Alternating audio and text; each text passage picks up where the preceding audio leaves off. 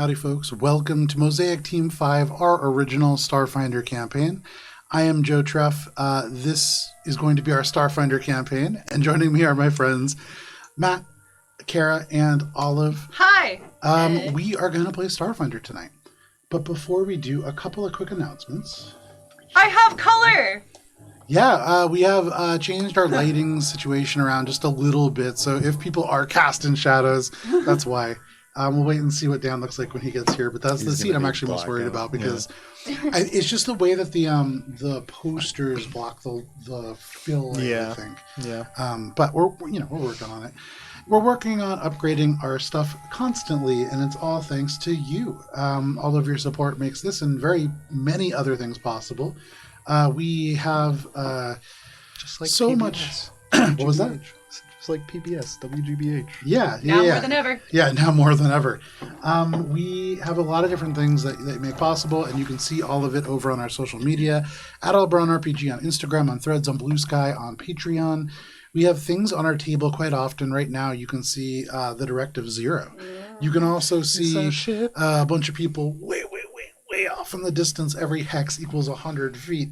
And I'm sure that will cause no problems. You can see all the things on the table in even greater detail at AlberonRPG on social media if people take pictures. Big reminder for the Mosaic Team 5 group. I took like 2 last week. They were not very good. All of our old sessions are over on YouTube. We have broken, I believe, the 600 barrier, and so we have so much content that you can go and see there. From 2019 on, there is at least pretty much a weekly game, sometimes 2, sometimes even more, sometimes like up to 5. Yeah, we had 5 one week. That was a week. That was a week. I was exhausted. And I only ran 3 of those. You can see those all over on YouTube, and there's a tremendous amount coming up. This is actually the last Starfinder game until, I believe, October 30th. Big break. So, yeah, big long break this month because I'm getting married. I love the ominous music for this. I'm getting married. I'm getting married. Legal matters. And then, a bunch of stuff after that. And then October 30th, we'll be back with Starfinder and with D&D the following Friday because we play D&D every Friday night here at 7 p.m. Eastern Standard Time. You can join us tomorrow when the Wandering Hearts make their way further into Baba Yaga's hut. And everything's fine. Everything is going to be absolutely fine. I just took a little home for a little meal with the family. As we begin with Minka and Ori being separated from the rest of the group within this interdimensional space. We have Monument Studios music and Sirenscape to thank for sound. And I believe that is all the announcements that I have for this week. And so it is time for Mosaic Team 5.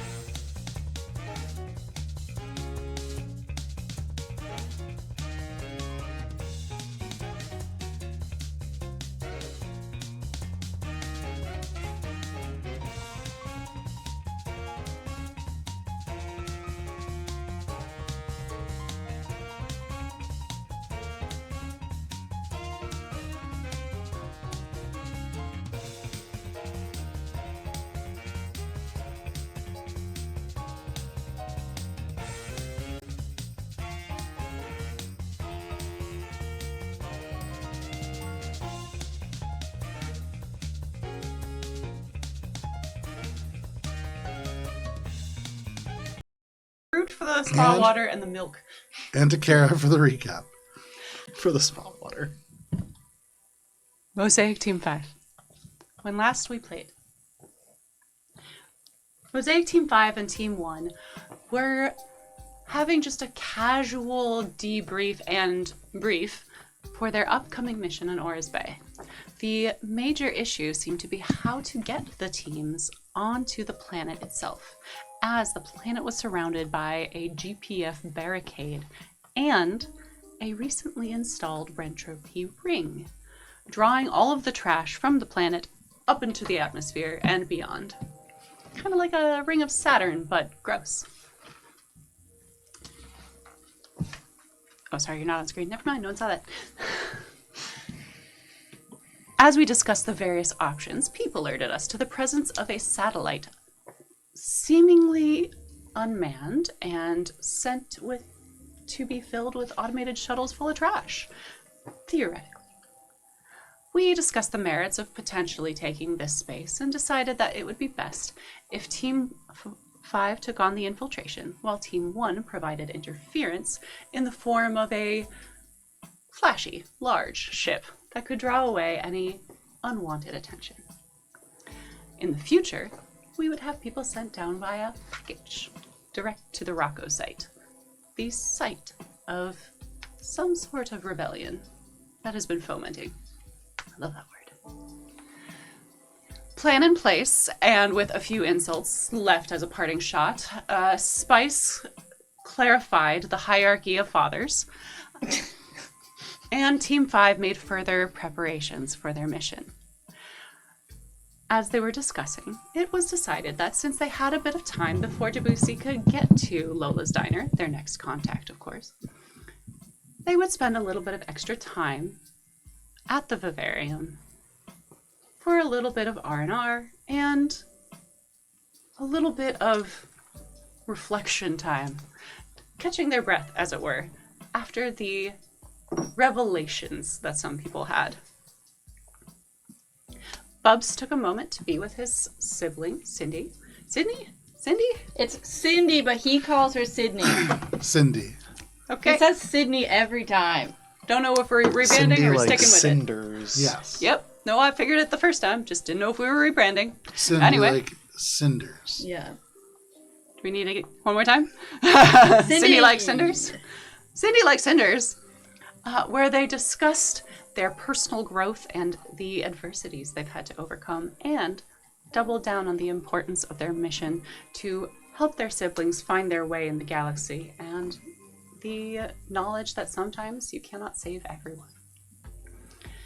Shade and Echo took some time to dive into the deeper meaning of who you are versus what you are, and discussing the nature of what these revelations of Shade's new memories mean for Shade as a person, as well as Shade's function on our team, as there are still a little bit of odd quirks occurring within the main frame of our boy. Most shockingly of all, Spice had a heart-to-heart with her father, and to the shock of literally every player at the table, Shade saw it coming. Shade's I not a did. player, All of us did not see it coming. I had a very different plan for that. came to an understanding and indeed a reconciliation, and Spice's father, Hisoka, has been set loose upon the galaxy. Mosaic Team 6, baby. Put in the vivarium like a zookeeper. He's an intern. With our personal businesses somewhat settled for the moment, the team hopped back aboard the director and headed off into the drift to Lola's Diner and to an upcoming meeting with Debussy, before being waylaid by an alien tractor beam. An unknown ship of unknown origin and make had caught us in their beam and shut us down. Set adrift with life support being only barely active, basically being in a tin can that had been sealed shut, we decided to initially split into two teams. Team, I hate this, Steel and Team Flesh. No, nobody would have remembered it if you hadn't said it. Which is why I had to say it again. There you go. It Fair must be enough. noted. Fair enough. The androids literally rocketed themselves off of the ship and through debris to get themselves to the alien craft, landing mildly successfully and discovering that the ship itself was in a bad way. Indeed, damage across the outer hull led to a series of malfunctioning sparks and lightning arcs that certainly hurt. Alien glyphs stood nearby on doors and inside the facilities. But once the fleshy team realized that the androids were gone a long time, with no communication, they decided to rocket themselves through space. And it went About as well as you can expect for two living beings in mild space gear with very little control over their propulsion systems flying through a debris field in what is essentially warp space, getting to an alien craft. Yep. I will say part of what made that difficult was that the androids did it first and made it look essentially effortless. Because we're good at our jobs. And also you can exist in the vacuum of And we space. were literally built for these things. We're good at our jobs! Anyway. Making our way through the alien craft, Spice came in handy as, weirdly, she knew the language somewhat. She Figured understood it it. out. Like, just looking at, apparently, these weird alien symbols that Echo just smashed, magically understood. Spice's intuitiveness for languages was further helpful upon realizing that the ship communicates physically and psychically with the beings aboard, using weird little suction cup things for their brains. I'm sure that's what they're for, and definitely nothing else that Joe designed for it to be a little bit more, like, unearthly and weird. We eventually... It's for their butts. That's what the suction cups are for. That made sense. Those are they're booty-activated doors, actually. Yeah, so Spice just stuck her head That onto a toilet is seat. my language. And as we moved through the ship, we eventually came to the control room, allowing us to deactivate the deactivating tractor beam, and allowing us to receive communication from the director, alerting us and Cara specifically to our mistakes. Because while usually we split the party and play it cautious, this time we decided to go together. And I swore loudly on stream. As indeed, Mosaic Team 5, we arrived back to find that our ship don't is arrive being yet. boarded. We arrived back to the scene to find that our ship is being boarded. Not by And us. we are not on board. Yeah. Has Squeak risen in intelligence enough to fight off the Squeak has always invaders been intelligent. and pilot the ship to safety? I'm Find ready. out now. No, it's Home Alone style. I like the idea that Sweet just goes, "All right, losers, I got this." He just becomes res. Oh, I Keep was the just change, you beat picturing the animal. Squeak in a Home Alone style situation, but as a dog instead of There's actually a horror movie Macaulay that's coming out like that called Good Boy. Yeah, let's not Yes, talk I about saw that. that, I want to know actually. if the dog dies at the end before I do anything about it. For all of Be a you, bad there movie. is some unfortunate news. Far away, about 1,200 feet away, across the sort of void of space in this ruined hulk of the biomechanical ship, you all get this beam from the director who tells you that you are being boarded. And in this moment, you can see these creatures have forced their way into the docking bay of your craft. There is a brief period as this is happening where you can all respond. You have a moment to kind of take a turn's worth of actions before we drop into initiative. Is there anything that you all want to do? Spice, might I suggest finding some short-range craft that you and Bubs can pilot? Spice feels around with her mind and starts turning the turrets wildly. Probably turns on all the lights of the ship if she can. Make a mysticism check. Okay. Screws on the cap a little bit tighter again. She's like, I'm on it. Can I send commands to the director? Yeah. Director, shut down all systems except for basic life support. The director responds across all of your communicators in this emergency broadcast, doing so now. And you can see Communication line across open. the space. everything just Maintain communications. goes down. Communications stay up. Okay, so you do that. What was your check? 27. 27. With Nice. the 27, Spice, you yank this thing even tighter. Your antennae are kind of squished up against it, but they almost merge into the gelatinous substance that forms this suction cup-like pad. Ooh. And you can feel this connection deepen, and you sense out throughout this space. There is no craft like fighter jets. There was a shuttle that you can kind of feel has now left and is now drifting into space. That was their one-way ride to your craft. This Hulk, you can feel it. It is badly damaged. It is more dead than alive, and they were just holding on and took this opportunity to take your ship and escape. So this was a living ship. This was a living ship, and its last living inhabitants are currently trying to flee aboard yours. All right, Bessie. You do sense that there is this sort of organic. It looks to you as you shoot your vision across the deck that you are on, almost like like an elongated suction cup. It looks like a piece of coral almost, and it looks like it could probably freely move around space, but you don't really understand how it might work as a craft. It looks more handheld, but potentially helpful. Do we still have the tendon slicers slaved to the ship? You have one. Good enough. Director, if you wouldn't mind dispatching one of the tendon slicers. Towards us. Yes. So I would say for free, with the system shut down except for communications, Not you would possible. understand that that's something that could be done, but that will be in initiative order. Okay. Can I think I know the answer, but since I had just deactivated the tractor beam, is there enough power to reactivate it, or is it not even, like, in terms of the ship's Glancing behind you, energy? Shade, you send this communication, and as the director is responding to you, you can see there is almost no power left. What you might be able to do using this kind of opportunity is an engineering tech to try to like juice a little bit more power into it. Then in initiative, you would be trying to activate this tractor beam. But that's a Gotcha. risk. That means that Yeah. you'll be a little further behind if you're trying to run back. Yeah, and with the ship shut down, I think it's probably... Bubbles. Bubba's gonna run towards the airlock entry Okay. and get prepared to board. Excellent. Echo would Yeah, I head think we're all moving to start Okay. going back to the With ship. Bubbles specifically, as Yeah. all of you do these things getting over there, you remove the penalty of having the airlock cycle. Nice. Bubbles, you've seen this a couple of times. You don't understand any of these glyphs, but all of them are dark save 1 now. And so you hold on to that, aware of the fact that when you let go, this will open and that cycle will begin.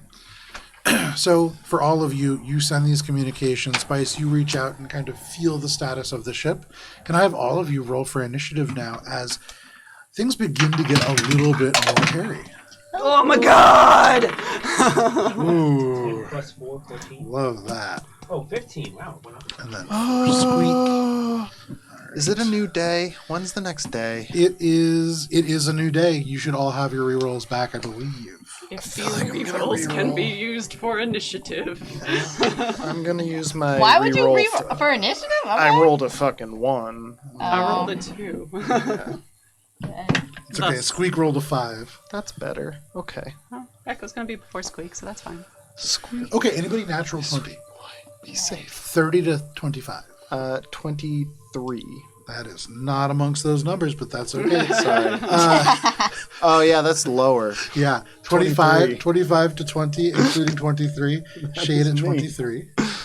Okay. I was And then thinking 20 to 15. D&D numbers. Spice at 19. 19 for Bucks at 15? Spice. Echo at 16. 16 for Echo.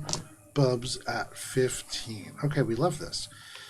So the way that this works out, the aliens will be going first, followed by Shade, followed by Spice, followed by Echo, followed by Bubbles, followed by Squeak and the director. So we begin with the aliens. These entities are going to, there's 3 of them jammed into this airlock. They're kind of crowded onto each other. One of them, the one with this red cloak, kind of larger than the other 2. But the 2 with these spider-like legs are going to take their weapons, aim them at the door, and they unleash this frosty spray. And from the inside, for those of you watching the director's feed, you can see instantly the steel begins to ice over and take damage. The other individual, who is kind of lurking off to the side, then swings around, and from one arm, you can see this spray emerge, instantly freeze into a spike, and collide with the door. No. It does a decent amount of damage to this door. You have not reinforced your bulkhead your head very much, and so you see almost instantly this bulkhead peels inwards. It is not breached yet, but you get the sense that one more strike will open it up. You can see Squeak in the far side of this bark at the airlock, but that is the alien's turn. My That boy. brings us to Shade. Get to I would just like to safety. note that last session I did place a the torque necklace around Squeak. And Yes, you activated did. it, Yes, so you if did. there is a breach, he will be able to breathe. Noted. Oh yeah. Sweet boy. In order to traverse back, Yes. are there the same frozen meteor Oh landing yeah, nothing points? has really changed. There's still kind of like hunks that are flying here and there. Because now that the tractor beam is done, have things returned to rotation, or Yeah, have they things are lost all of their moving momentum significantly and are more. thus- Okay. I would like to chart a path to get back to the ship as quickly as possible so that I can dash through. Okay, so charting a path, not starting to dash.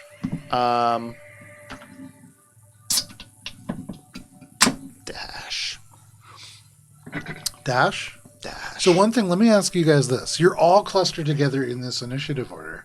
Are you attempting to, using your first sort of turn, load into the airlock and begin to fire yourself out of this thing? Oh yeah, we have the. I guess I would then chart the path while we're in the airlock. Okay. So for this with turn, the plan to. for this turn, I'll say with Bubbles preparing you, you all get in. Instead of 2 turns, this turn is you cycling in. So whatever you want to prepare in that meantime will end with this. This turn will end with the airlock opening, and you will begin in flight in your next turn. Since I'm using my turn to kind of like get into the airlock, but also everyone else is. Yeah.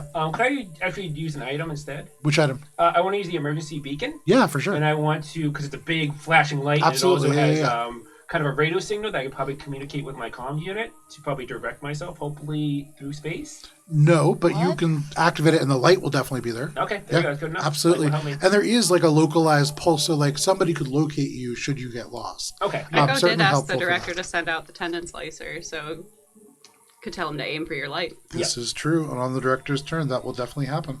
So that is the aliens. All of you load into this thing. You want to spend this time charting a course? Seems smart. Yeah, but if the tendon slicer's coming to us, I was probably going to try to get. It can only fit so many people. Yeah, it's not gonna fit all of us. Yeah. Yeah.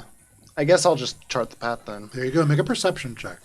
Anybody else have anything? Yes. Echo would request that Shade like sticky hand himself to the wall, and Echo is going to like tether themselves to Shade so that they don't go blasting out because they need to get a running start on the top of the Okay, ship. absolutely. Yeah, I've got the mag boots, so I just engage my mag Make a boots. perception check. Whatever things Shade uses to hold on to Spices things. or anything you're doing in the airlock, the door shuts behind you. You can see the numbers cycling down. You know in just a couple seconds the air is going to be depressurized, and you're going to have to make this trip back to the director. That did not go the best the first time. You'll be flung out into the vacuum of space. Well, activate mag boost. Okay. Move action. The rune type language. She's going to try to write. How am I gonna broadcast this? Is there a way that she could? Am I close enough to speak to the aliens? you No, think? you're 1,200 feet away. Okay. I'm gonna hold, I guess. Okay, no problem. I only use my action to activate the item. Can I use a move action to magnify my boots? Absolutely, very smart to do. So everybody right now has their boots magnetized. What was that perception check? 43. 43. For this moment, you can see as everything kicks into place, the lights go dark and the red lights go on as it symbolizes depressurization. You have this perfect view out the viewpoint. You can see things in the dark whizzing by. You can see the faint lights of the director, just a couple pinpricks off in the distance, but you think you have a very good shot. And especially knowing that Echo has this tendon slicer on the way, you only need to be about half shore. So you chart this course, you key it to the rest of your allies. For all of you, on this next check, you will benefit from a +6 conditional modifier. Oh, shit. I mean, 43 is pretty good. So that is all of your turns. The airlock depressurizes. All of you feel the pull on your bodies, but with the magnetized boots, you are not suctioned out. And that brings us to Squeak and the director. My boy, get the safety. Off in the distance, let's see how smart Squeak is going to be here. Squeak is a fucking Squeak intelligent is boy. going to dart off to the engineering bay. Smart boy. He's gonna go get the guns. He's gonna go activate our fucking riot drone to come and fuck him up. Yeah, he's got a full action dash. You just get there. Good boy. He's going to get in the chair.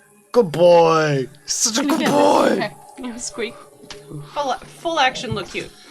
No, so he darts knows running his and protocols. like leaping along. You see him just like bark a couple times and then rush off of camera. You lose sight of him. The director is going to, on their turn, swift action, reactivate the ability to send the tendon slicer out, and then initiate the tendon slicer. You all see a single light just kind of flick on and then drop off as the low profile of the tendon slicer just dips low and out of the kind of range of the director, and it begins to move off towards you. Tendon slicer off the top of my head. Okay. And it moves quick. You can see this thing shoots off and is already about 300 feet away from the director. That brings us to the top of the round and to the aliens. One of these aliens that had wielded this coolant sprayer is now going to swing one of their other arms around. It is laced with just a heavy bit of metal, and it slams into the door, and the door shatters inwards. Speed of 8 for a tendon slicer. Speed of 8 for a tendon slicer. That one is faster. Actually, that's right. So it's a little bit quicker. I have to move it up a little bit. I think they're 450 Did we? feet. Is this It's the one that I it's yours? enhanced. Yeah, Okay, so 1, 2. base speed of 8 for a tendon slicer? I believe it is a base speed of 9 or 10, and then Okay, so they're going to get to here and encounter actually the look it next up. I made closed it in door. the Is this the tendon slicer? Yeah. Okay. So Starship. they encounter this next closed Thanks, door. They Hephaestus. swarm in. You can see these mechanical legs carry these very shriveled, almost biological organisms. These mechanical bits, almost like an exoskeleton for these creatures. They make their way over to the door, and you can see this one pulls up this huge thing of coolant spray. They Ooh, I hate level it that. at the door, and they begin to, but that is all that they can do on their turn. So it's more for flavor. That is the aliens. That brings us to you, Shade. Is this the top of the round? It is the top of the round. The door is So open. My held action, I guess what I'm going to do is just study a couple of the sayings, Okay. and so she can remember them when she's going to try to communicate with these guys. So she's just like reading exit signs and Nice. Okay. signs of- I was going to say, to be clear, these are like exit signs yeah, of no. warnings. So she's going to be like, We got "I cultures can check. see exit." Stop. And, Warning. just, and the Proceed intent, with caution. the intent is to Exit. try to learn what? What are you trying to learn how to say? Just like any phrases Great. that she can relay to just make it seem like she can communicate with them. No problem. Oh, fuck yeah. Okay. Someone's gonna get their This is learning cultures, you say? They're gonna get their linguist Oh badge. my god. Oh my god, I need a calculator. Okay. Well, then plus 2. Plus 2, so that's... I know, but then it's 8 plus 2. That's 10 plus 19. 29 plus 22. Like 51. 51. Jesus. You look at this, and in this moment, it is like Like, I can string sentences together. just this math cam taking off all over the place. Language swims in front of your vision. And you just all of a sudden feel as if you comprehend this language somewhat. You see these signs that warn of depressurization, of explosions, of immolations. You get the sense that you could probably really threaten somebody now with your very simple grasp on this alien language. Spice So- understands these people at a cultural level. Yeah, you imagine that you get a little bit of a bonus to some cultural interactions down the road. Awesome. That is your held action. Shade, what would you like to do? I'm gonna dash across, and I guess as soon as I can get within range to connect to the tendon slicer with my exocortex. So what is your full action dash speed? Full action dash speed is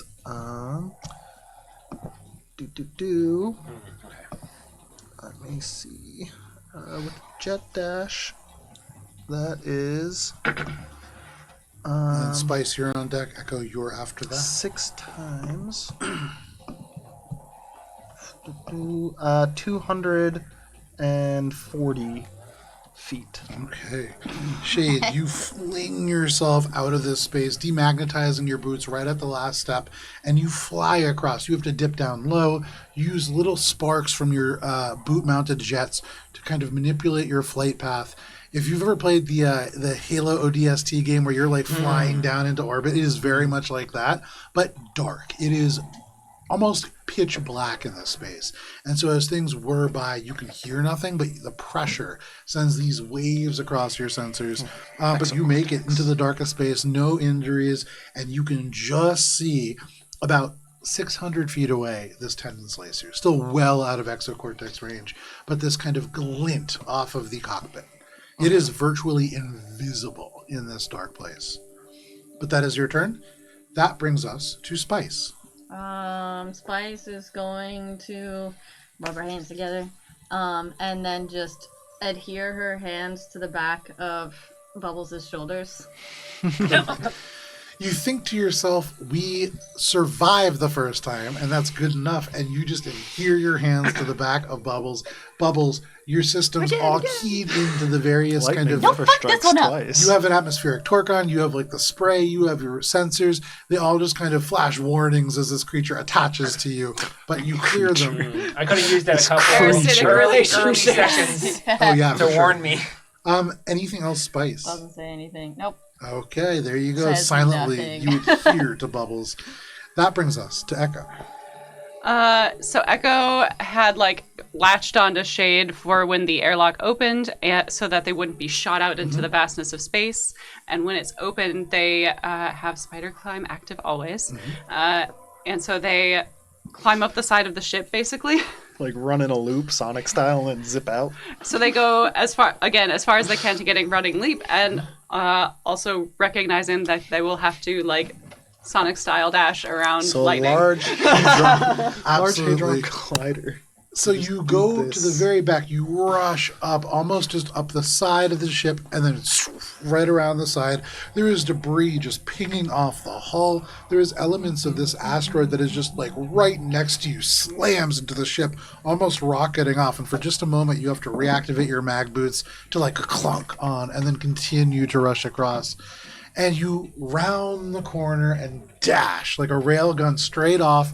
You see that same asteroid and then use that to just kick straight off the ship and rocket yourself out. What is your full action dash speed here? Beep, boop, boop, boop. What's 120 times 6? 720. 1, 2, 3, 4, 5. Shade, 6, you were like going 7. for about 6 seconds and then Echo just goes straight past you. They continue to go straight past you. What was the total? 720. 720. And Echo, you find yourself only about 200 feet away from this tendon slicer.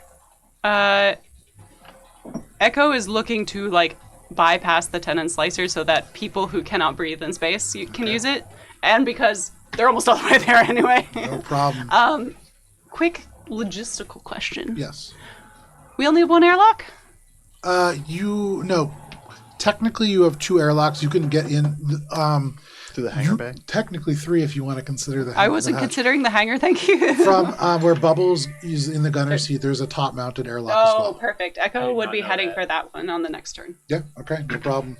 Seeing the damage done to this, you begin to dip down a little bit low to go under the ship. That is your turn, Echo. That brings us to you, Bubbles. You feel Spice adhered onto your back. What do you want to do? Seeing how basically everyone is, we can fit 2 people in the tendon slicer, right? Correct. Yes. Okay. I think that will be taken by me and Spice. So Bubs will go over to the tendon slicer and It's still far away. You got it ready. yeah, I know. I'm gonna basically have an action set to when it gets close to me. Activate how do you open it from space without like is there like a open button on the outside of the console of the ship? So you guys have all kind of shared access to these things. You just need to be within Okay, range. with my comm unit. Shade can do it from 60 feet away. I believe you need to be within like 5 feet to be able Okay, to yeah, do so it. I will just basically set my action to when it comes close to me, I will move how many feet it is to close the gap and open the door. So you recognize what you're trying to do basically is like unless you see the androids just shoot themselves off into space, you're taking a slower approach. Yeah. But you're really saving this for the time when this is about to hit you, basically. And then in a last second thing, you're going to have to open the cockpit and kind of like land in the seat with Spice. and not get smashed against the windshield. I will use my jetpacks because I have one on my elbow, and my 2 legs to stabilize myself. Absolutely. That makes will all be of the difference. reaction. I think it's a great idea, not from like a mathematical standpoint, but from like a really cool standpoint. Yeah. So dope. This would be really good in the Iron Man movies. Yes. Oh, yeah. I want this to succeed so bad. Great. So Ironheart. all you have to do, actually, you know what? Hold off on that. That's free. You Nice. leap into Reaction space. stabilize. You hold this. We'll make the check at a more cinematic moment. Okay. But I love Hell that. yeah. Fantastic. So that Reaction is your hero turn. landing. That brings us to Squeak and the director. Oh, my sweet boy. So Squeak, off in the distance, full action, is going to complete their task within the armory. That is Squeak's turn. The yeah. director is going He's to. good boy in there. No, he doesn't poop in the engineering bay. He knows Stress better. poop. The director is going to direct its drone system elsewhere within this ship, off screen from all of you. There are things that are happening. That brings us to the very top of the round, and to the tendon slicer. So what is the speed? The speed is 8 on the tendon slicer. So at full that's speed. a base speed, but this is the. It's the Yes, one that, yes. so it's So at its full speed, this thing just kicks the engine in now and roars past you, Echo. You dip low underneath it, and it just right over top. Yeah, you can get just a little boost off it and self-correct off of it. It rushes by you. Shade, you're letting it pass you? yeah. I was gonna try to connect to then just like autopilot it to a place where they could get in. Like, Okay. Spice and So bombs. with that, it rushes past. There is not. Do you have a reaction to use? no, I was gonna do it. If it just passes me on this turn, then Yeah, it'll get there. It just passes straight by you. It roars past. You can see with just a hint of pride, this would have stopped exactly like next to you, or not stopped, but have, like only reached you. But it just tears straight past. It goes straight past, and Bubbles. Now, as this thing comes careening towards you, literally out of the dark, this black on black craft just is upon you. And for just a moment, you have an instant to act. With Spice adhered to your back, I'm going to say make a reflex saving throw. Okay. And take a +6 conditional modifier. This is with Shade's assistance, with Echo's assistance, calling this craft over. That's 2, but I'm going to use my reroll. That's a good time to use your reroll. And I'm going to use my. It's been used questionably lucky before. This feat. is a good place. To reroll 3. 3 times, yeah. nice. That's a 5. Oh my Oh god. my god. Use a different dice, brother. That's a 12. One more. Ah! You're not rolling it. You're And a not 1. shaking it up enough. So 12 is pretty good. Plus 12 is 24. Plus 6 is 30. Nice. The DC was 25. And so cutting it pretty close, but with all this health layered on top and kind of holding, and at the last second, suddenly seeing your own face swim up, you activate the cockpit of this craft, and it slams, lifting up into you. You are like pressed face first. Spice is just, like, Bubbles is a perfect cushion. You can feel his bones kind of crack underneath you, and the cockpit slams shut. There is this I like to imagine pressurization. Bubs does a Dukes of Hazzard over the windshield and then gets in there. It would kill you. Yeah. It would just splatter you like a bug. Superhuman. You are looking at 18d10 damage multiplied by 10. Like Laura. a terminal. This is taking a missile to the face. But you slide It straight did into take a this. lot of cuts to do it right on the show. Yeah, oh, I'm sure. And this is at a significantly more speed. So you slam into this craft. It catches you and lifts up and just skims the surface of the alien craft, beginning to loop back around. Bubbles, on your next turn, you will be one of you will be in control of this craft. The Mosaic boys are really in trouble. They sure are. That is Bubbles. the top of the round. That brings us to the aliens. Bubbles Tendon Slicer had that protocol so that it would slow down specifically so that he could slide across. With a natural 20, Oh this my God. alien sprays this cryo spray across this door, and the other one slams through. This door falls. I know. I want to tell them. What Now the it's like a fuck, nice guys? open concept kind of They're vibe out. we got. So they bust in here. No. We would have taken you to a nice diner with human lasagna. Leave. They're Squeak. heading straight for the cockpit. That brings us to Shade. Where am I relative to the tendon slicer now? So at the moment, the tendon slicer has passed you. It is approximately 200 feet away and making its way, like banking around.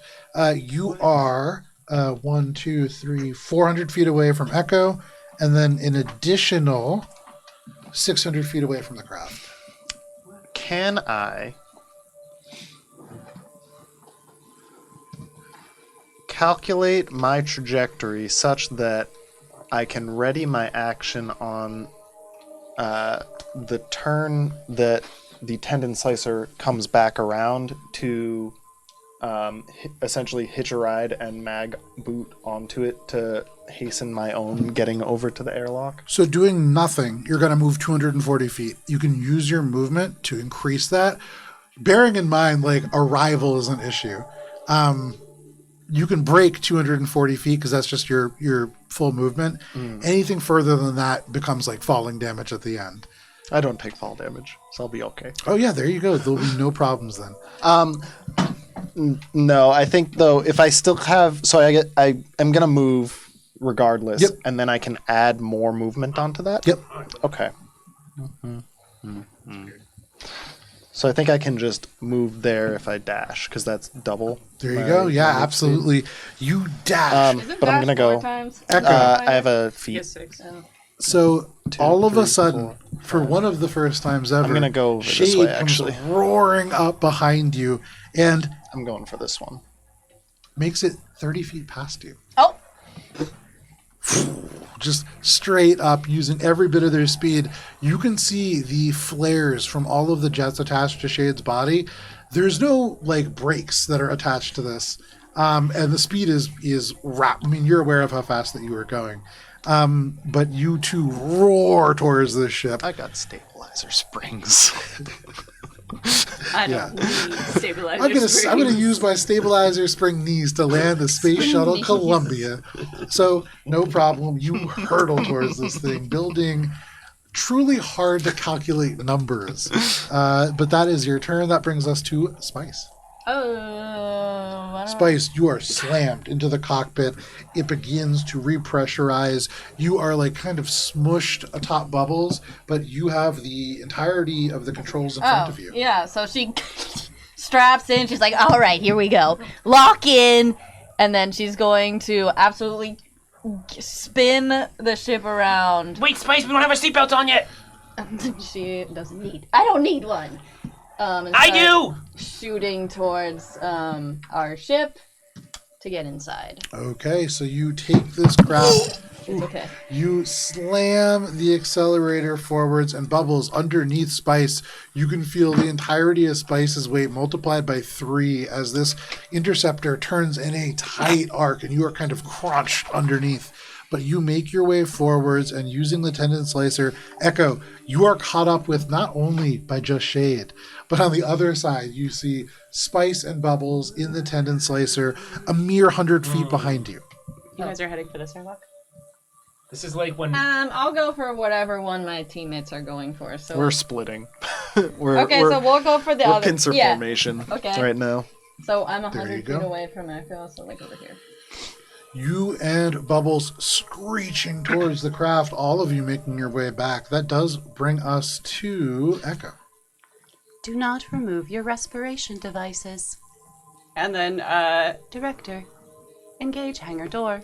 You say that as you go hurtling towards the craft with still, I believe, 50 feet to spare, you actually would land along the exterior, at the very back part of the Director.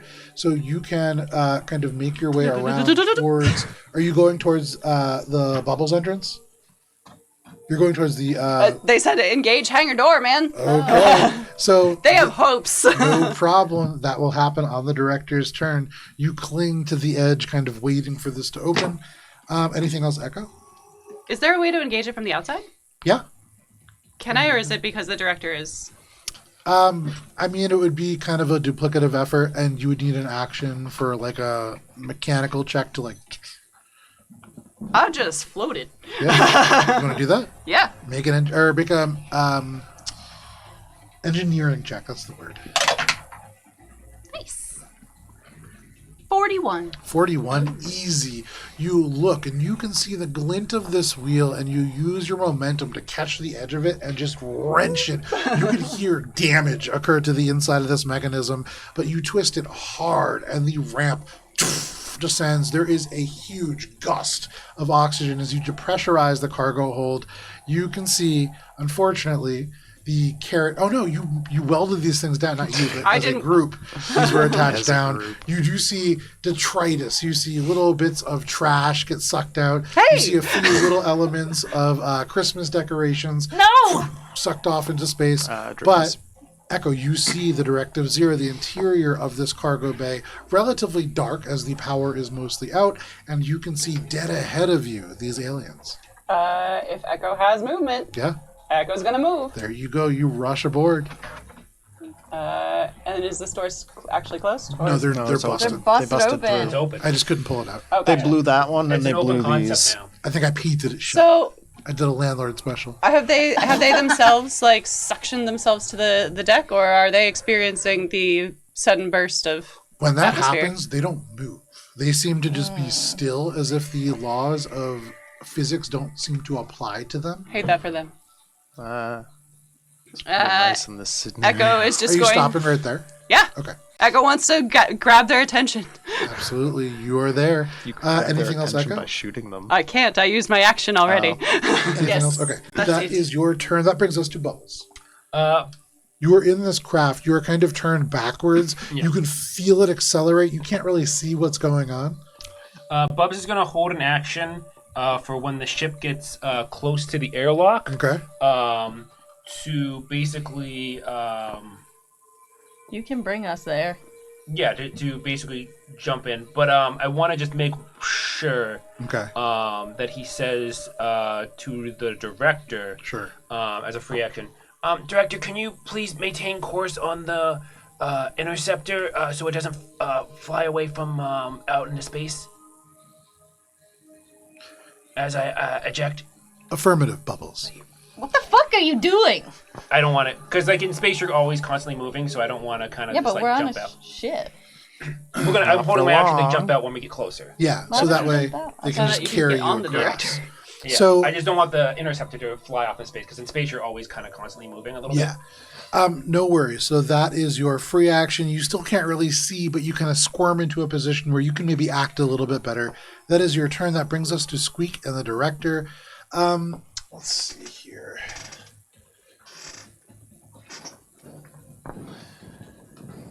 Okay. So we're going to have... I guess there's no reason to move Squeak.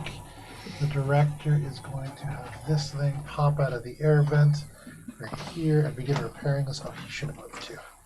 He would be.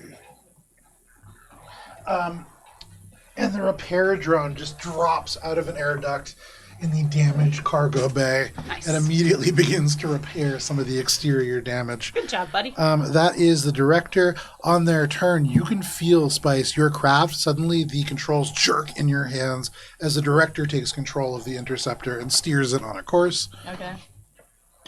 That brings us to the top of the round and to these aliens. I love a self-driving car. So, for these aliens, Hello. one of them is going to turn to deal with you. It is going to level this coolant spray at you. That will not go well for me. Actually, you know what? No. First, as a standard action, you can see it turns. It is this shriveled, greenish, almost jellyfish-like creature in a core of metal. And it looks at you. You can see these orbs of this purplish kind of ichor that seem to almost form what could pass as eyes. And in this moment, you can see they become loose and almost seem to melt into the rest of the body. And in that moment, can you please make a will save, please? Hate that. Natural 20. Hey! 20. The will is strong. The will is strong. You feel the wireless communications that you as an android are able to send suddenly for just a moment go dead. Like they are able to scramble the communications that you have, but you are able to override this, and they are unable to do this to you. However, they are still going to fire with this coolant spray. Makes sense. And as they do, they depress the trigger, and there is a... Does a 39 hit? Ooh, No! yeah. Okay, they rolled well. They did roll well. With a 39, they strike you, and that is going to be 18 points of cold damage. Okay. And can you make a reflex save through, please? Sure. Not as nice. Dirty 20. Ooh. Dirty 20.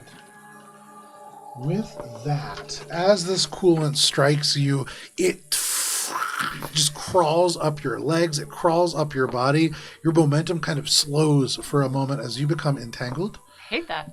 For 5 rounds. This ice crawls into the joints of your body, up into the wiring, and it freezes hard. You can Damn. feel the red lights going off in your diagnostics as this is like frost damage creeping in. But that is the first alien. The second one is going to turn its attention back to the door. Hate that. It does not have the same abilities, but it takes this strange biological needle and it just jams it into the metal No. and injects an agent into the steel. And the steel begins to freeze from the inside. No. You can see it crystallizes. The frame itself crystallizes and then It's my just buddy. shatters. No. They are going to... You're not within 10 feet. So, or within 5 feet, rather. So they're just going to skirt on up to the final door here. No. I would have tried to make base Oh, right, contact I with have them. two. I just can't because door. Oh, I had asked Oh, if it's you had gotten open. closer. Oh, I thought. I didn't know what you meant. I'm open. sorry. No worries, no worries. So, There's thingy. yeah, I got you. So you are actually closer than that. You can make an attack of opportunity. That does mean the other one's going to take a strike against you as well.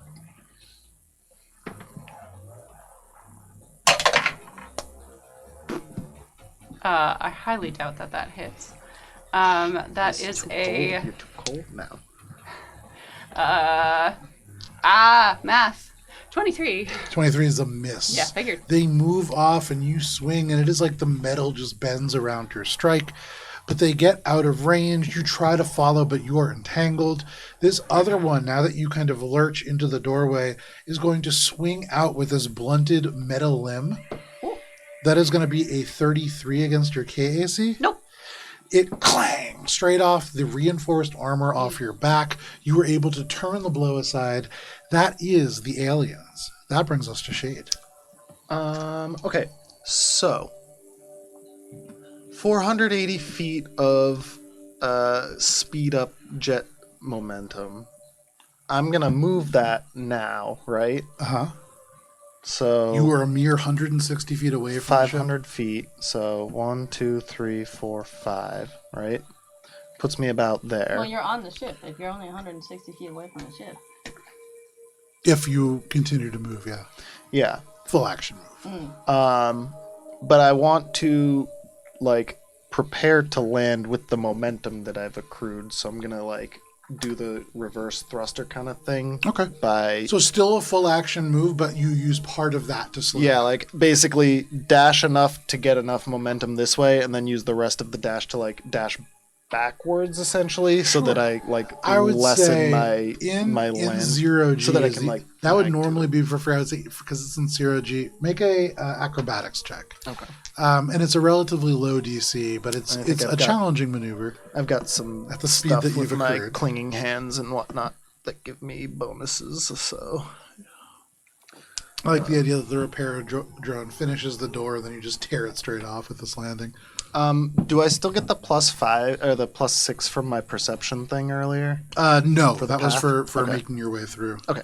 Now I have made my way through. You made your way all the way downtown. You've walked fast. Faces didn't really pass, but Faces of Asteroids That's passed. probably good. Acrobatics. That's gonna be a, I believe, Tripping, plus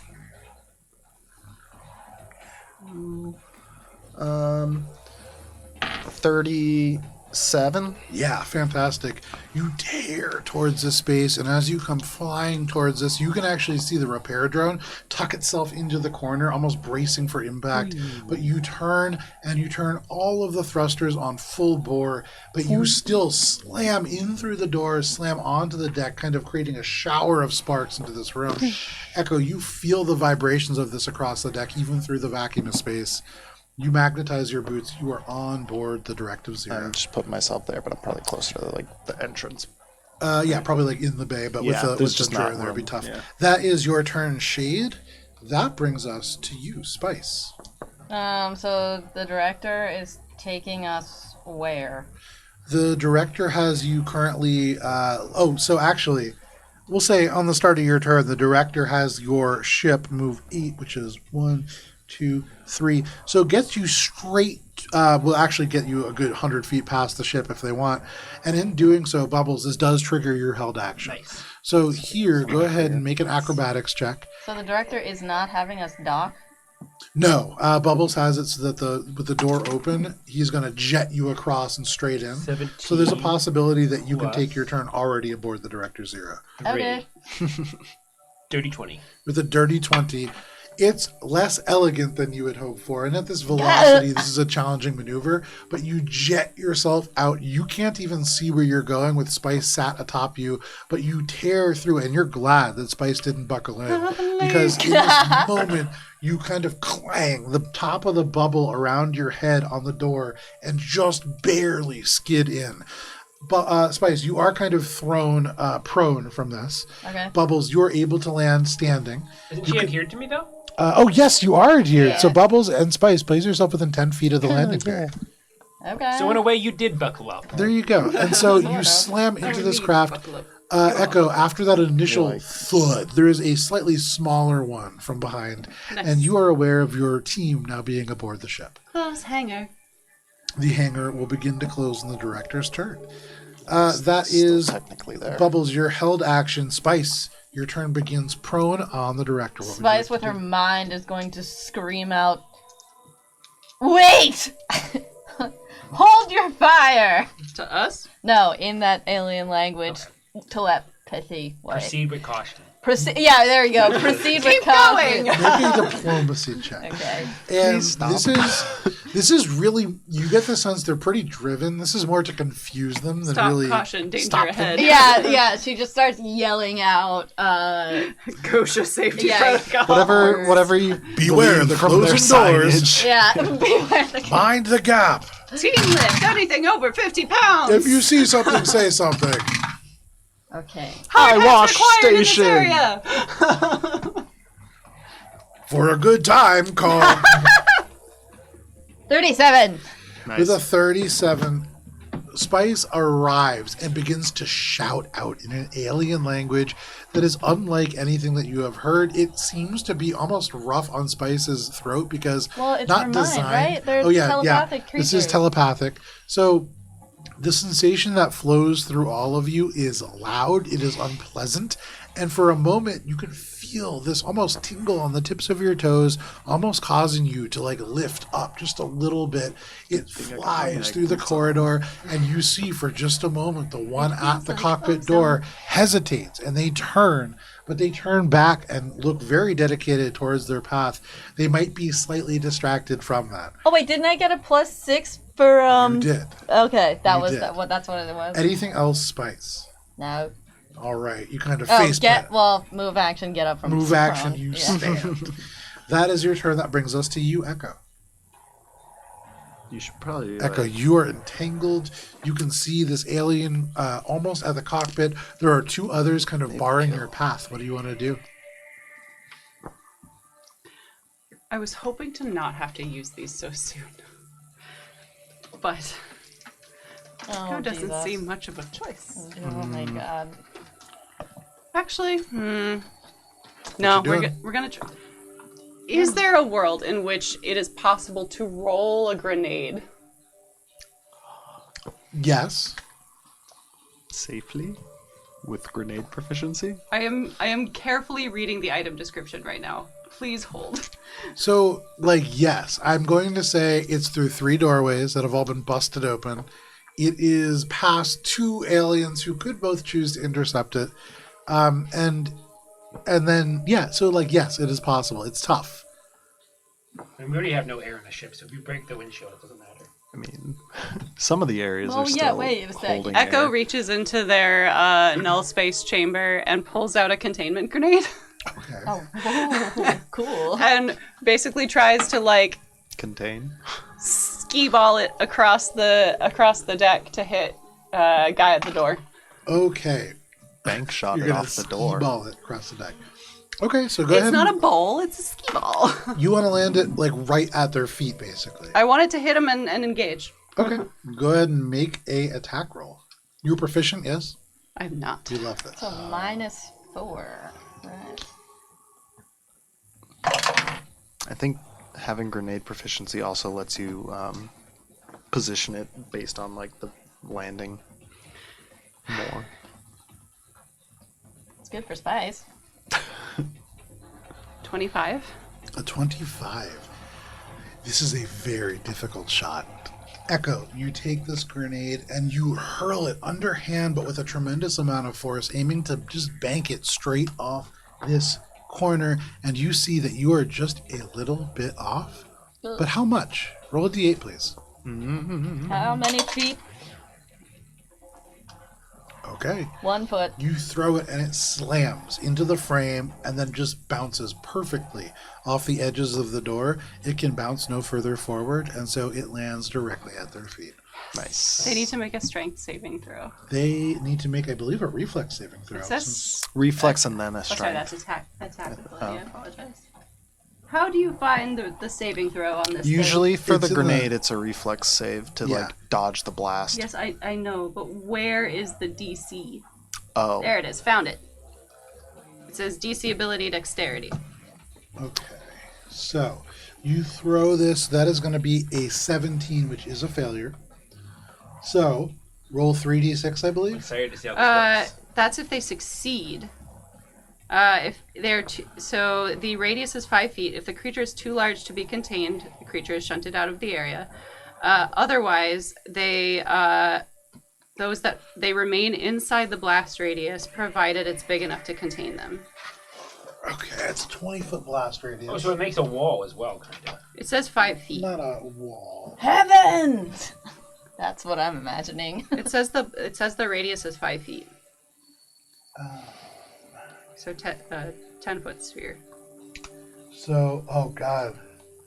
So they are shunted. into the armory. Oh, that's sorry. terrible. And then they take the 3d6 force damage. Oh, and so much emotional damage. They are shunted through this Well, maybe door. they like it as biological grossness. There is a lot of biological grossness in the armory. That's 11 force damage. 11 points of force damage. And then Echo is going to move if they can. They absolutely can. Sweet. And the 11 points of force damage does the full amount. Sweet. Echo doesn't see that, but I sure hope it does. Echo still has 60 feet of land speed movement even when entangled. What? Damn.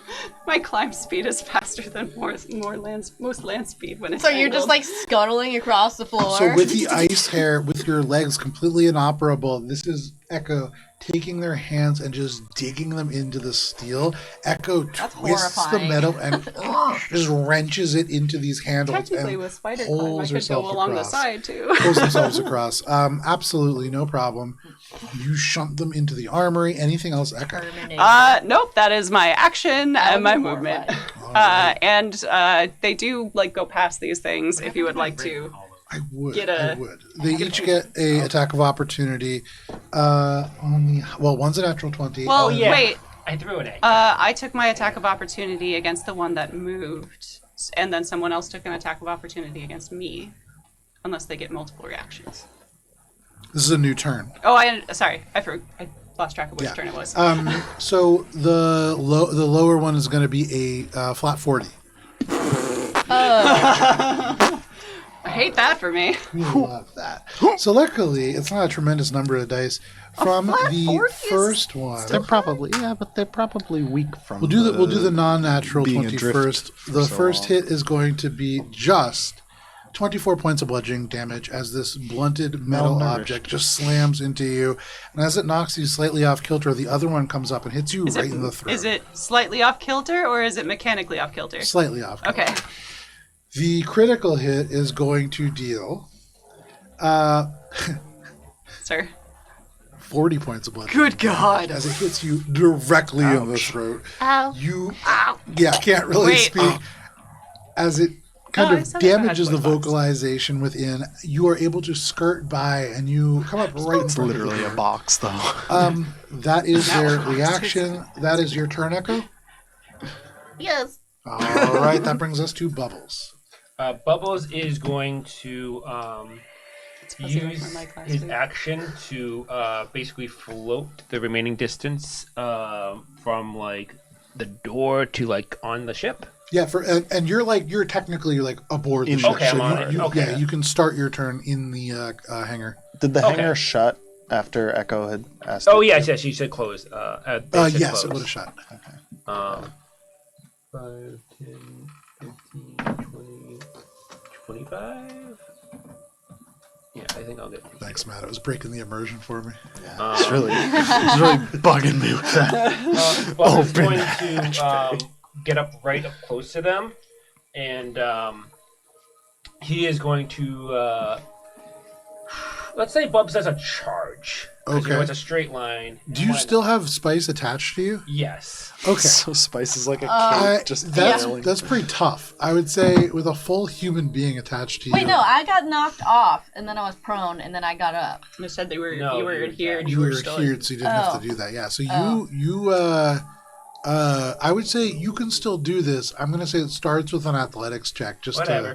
to be able to heave yourself through this. Also, point of order. Bubs doesn't have a full human being attached to him. 14 He's a foolish and plus be 3, attached to him. 17. That's true. 17. With a 17, you know as you take your first step with spice attached to you, you are not going to be able to charge this person. You don't lose anything from that, but you get the sense that you can't charge with spice attached to you. Bubs will just go up then and just strike them. There you go. You lug Spice up. You take out the hammer mid-step, use and you Spice. swing. She's adheres to you. You just have to twirl. I'm just going to do a single attack. That is a 6 plus 22. So 28. 28 is a meets it, beats it as you slam into this creature. You can see it is less about armor and more about the fact that the body rearranges around the blow, but it cannot do so fast enough.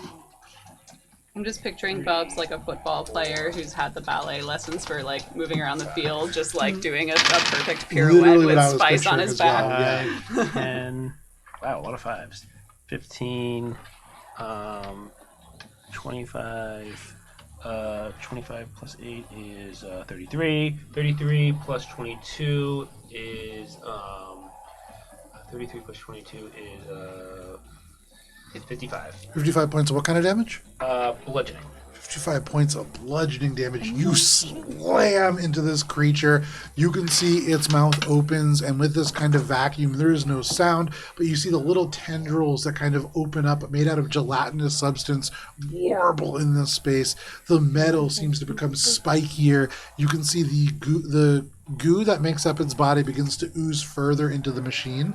That hurts it for sure. Anything else bubbles. Bubs will just yell, "Get off our ship!" Okay, no problem. You are not friendly to aliens.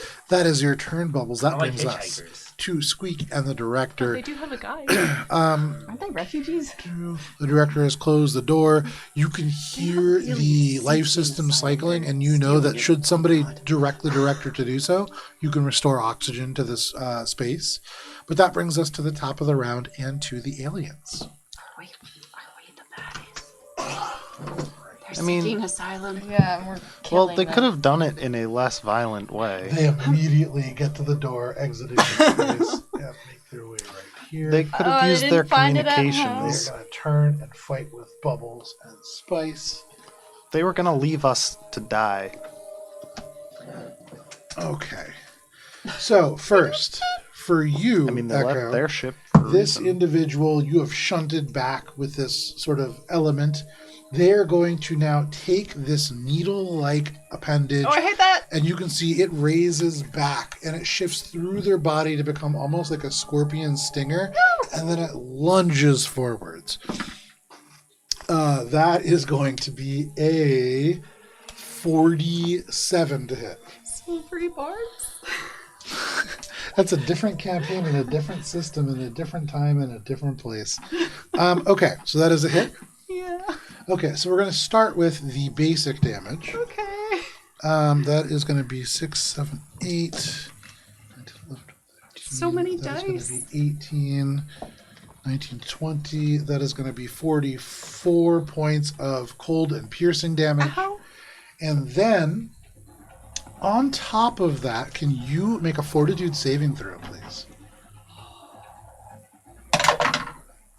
Okay, 23. With a 23, you do fail it by 2. Damn. You lose 10 hit points from your maximum. Damn. Forever. Forever. No, until some future point that we will find out about later. I hate that. You can feel as this needle Is that into you is that also reflected in damage, or from HP. Yeah, yes. so also. it's damage and like Max. necrotic? Yes, Yeah. very much so. So this strikes into you, and you can feel as this needle punches in, this cold washes over you. The piercing it just draws blood almost immediately, but as much blood leaves your body, something else is just injected in, and you can feel it sapping at the biology that makes you more than machine, that makes you an android. That is, however, all that they can do on their turn.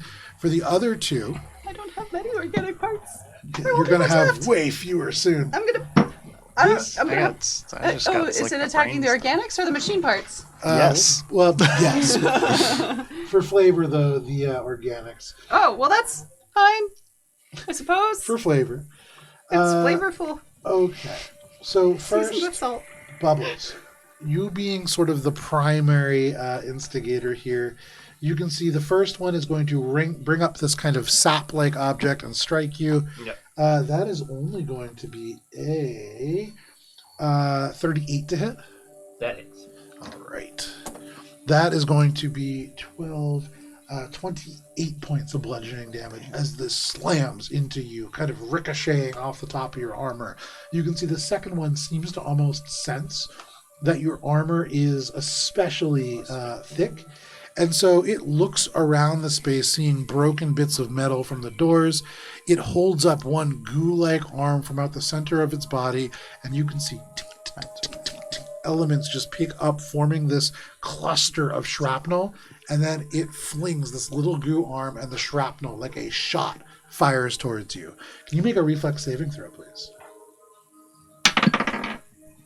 It's a 2 plus 12, 14. 14. This slams into you. You see for a moment your bubble in front of you outlined by dozens of pieces of shrapnel, and many of them pierce through. Bubbles, you take 50 points of piercing damage. Oh, I'm good against that. You are good against that, but it's 50 points. Yeah. You can see many pieces minus 5. suspended in the bubble in front of you. A Still few of them hurts. pierce halfway through. Some of them go all the way into your body, piercing through like shrapnel. You can see the arm just kind of sags. It seems hard for them to do that, but that is their turn, and that brings us to Shade. Cool. Shade, you can see shrapnel flying out of this space, ricocheting around the cargo bay. What would you like to do? So, 1, 2, 3, 4, 5, 6. Can I get through when I come around here? Would I be able to get through Spice and Bubs? You in can, this but there's door? nowhere for you to get because then you're right into the enemy. So there is a traffic jam. You can get into Bubbles and Spice's space to like hit them, but then you would kind of be shunted at the end of your turn back. So I can't pass through them either to get onto this side. of Correct. Those are enemies. them? Right. I guess. Hang on then. 1, 2, 3. go check on Squeak, but that's the roundabout way. I want to get in there and hit him. So I guess I'll do that from the Bubs and Spice space. Okay, so you rush over. You have to like put an arm on Spice's back, who is adhered to Bubbles' back, and then you are like swinging over top of their shoulder. I'm gonna Exocortex activate for distracting hack. Okay, go for it. So it's to 3 bounty hunters in a trench I'm gonna coat. call it faint on them.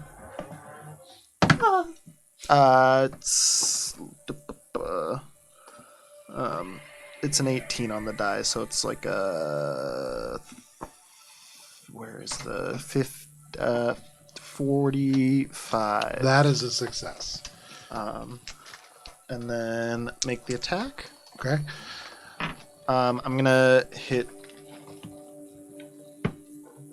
I don't know, the nearest of the two that Sure. are. There's one standing that there. looks a little bit more damage than the other. I would hit that one There then. you go.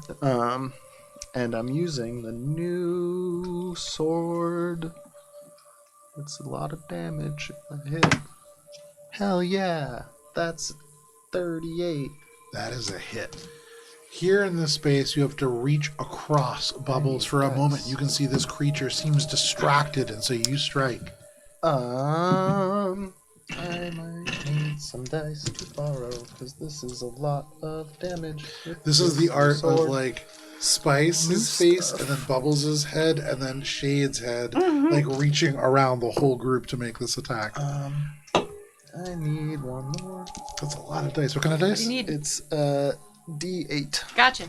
Here's wait, a tiny one. I got it. Thank you though. That's a lot of dice. That's a lot of dice. They're pretty average numbies, I'd say. So don't be too scared. I was scared. It's But now you've lost the psychological edge. 20. Making it all the sweeter when he gets it. Yeah. How's 49 slashing damage feel? That's pretty good. 49 points of slashing damage. You carve into this creature, and you can see as you do, a little bit of oxygen has having returned to the space now, slowly venting in. This creature lets out this warbling sound. It sounds almost like this, like a trumpet being blasted through gelatin. For just a moment, this loud burst of oxygen. And this creature looks bad. As you carve through it, you can see metal limbs slough off, organs spill out, but this creature's still up. And free action, yield. They don't speak common, or whatever space common Gotta is. use the dialectical. There you go. You know, That is give 'em a your chance. turn. Give 'em That a brings chance us before I to kill them. Spice. Spice, in the doorway, drops it here. What she does is she takes a deep breath, it pokes her head through the menagerie of faces, and she starts chanting, "Restricted area, crew only, follow evacuation route immediately." And she's going to doom Nice. in front of her. Phenomenal. Okay, what kind of save is that? I forget, I haven't used it in a long time. I'm going to say also they're going to get a -2 conditional modifier. Oh, it's a for bluff check. You because shouting that's it not inexplicably in their language. Like being in the subway. And it like having all is the it's alerts going tangentially related to what you're trying to do. So yeah, -2 to their Sense motive check. okay. Plus 10 Nice. for you. Oh, you're dead, dude. Good luck. What is even this math? Let me bring out my And which one are you doing? I'm going to do, they're all in front of me. I'm going to do a 60-foot cone in front Nice. of Okay, me. that's all. Does it also hit allies? Does it? And that's will, yeah. right? No, it's sense motive skill plus 10. Oh no. Well, So wait. on the what- high end, Enemies we have a only. Enemies 19. only. Yeah, Nice. we have a 19 on the high end. That's hilarious because it was a 41! Yeah. Damn. They You scream this out, and for the first time, all three of these beings wheel around. You can hear metal screech across the decks as the limbs that transport them across this space wheel them all around, and you can feel them shrink ever so slightly as they are all doomed. Danger. Fantastic. Upsetting. Anything else, Spice? At the end of our turn, move action, pull out sword just in case. Okay, you pull out the sword. It lights up in the dark. That brings us to Echo. So Echo's like kind of looks frozen solid and uses their trick attack to communicate with the director and say, engage emergency lighting. Which at some point Gibbs has like turned to some weird like RGB light show. Oh, sure. Because there was dolphin music as like yeah. at one point. So that will be my computer's check. Go for it. And so metal dice is And which trick one are you attack. attacking? The one directly in front of me. The one Okay. with the helmet. And the needle. This one's a little larger. Just a little bit. Right. So that is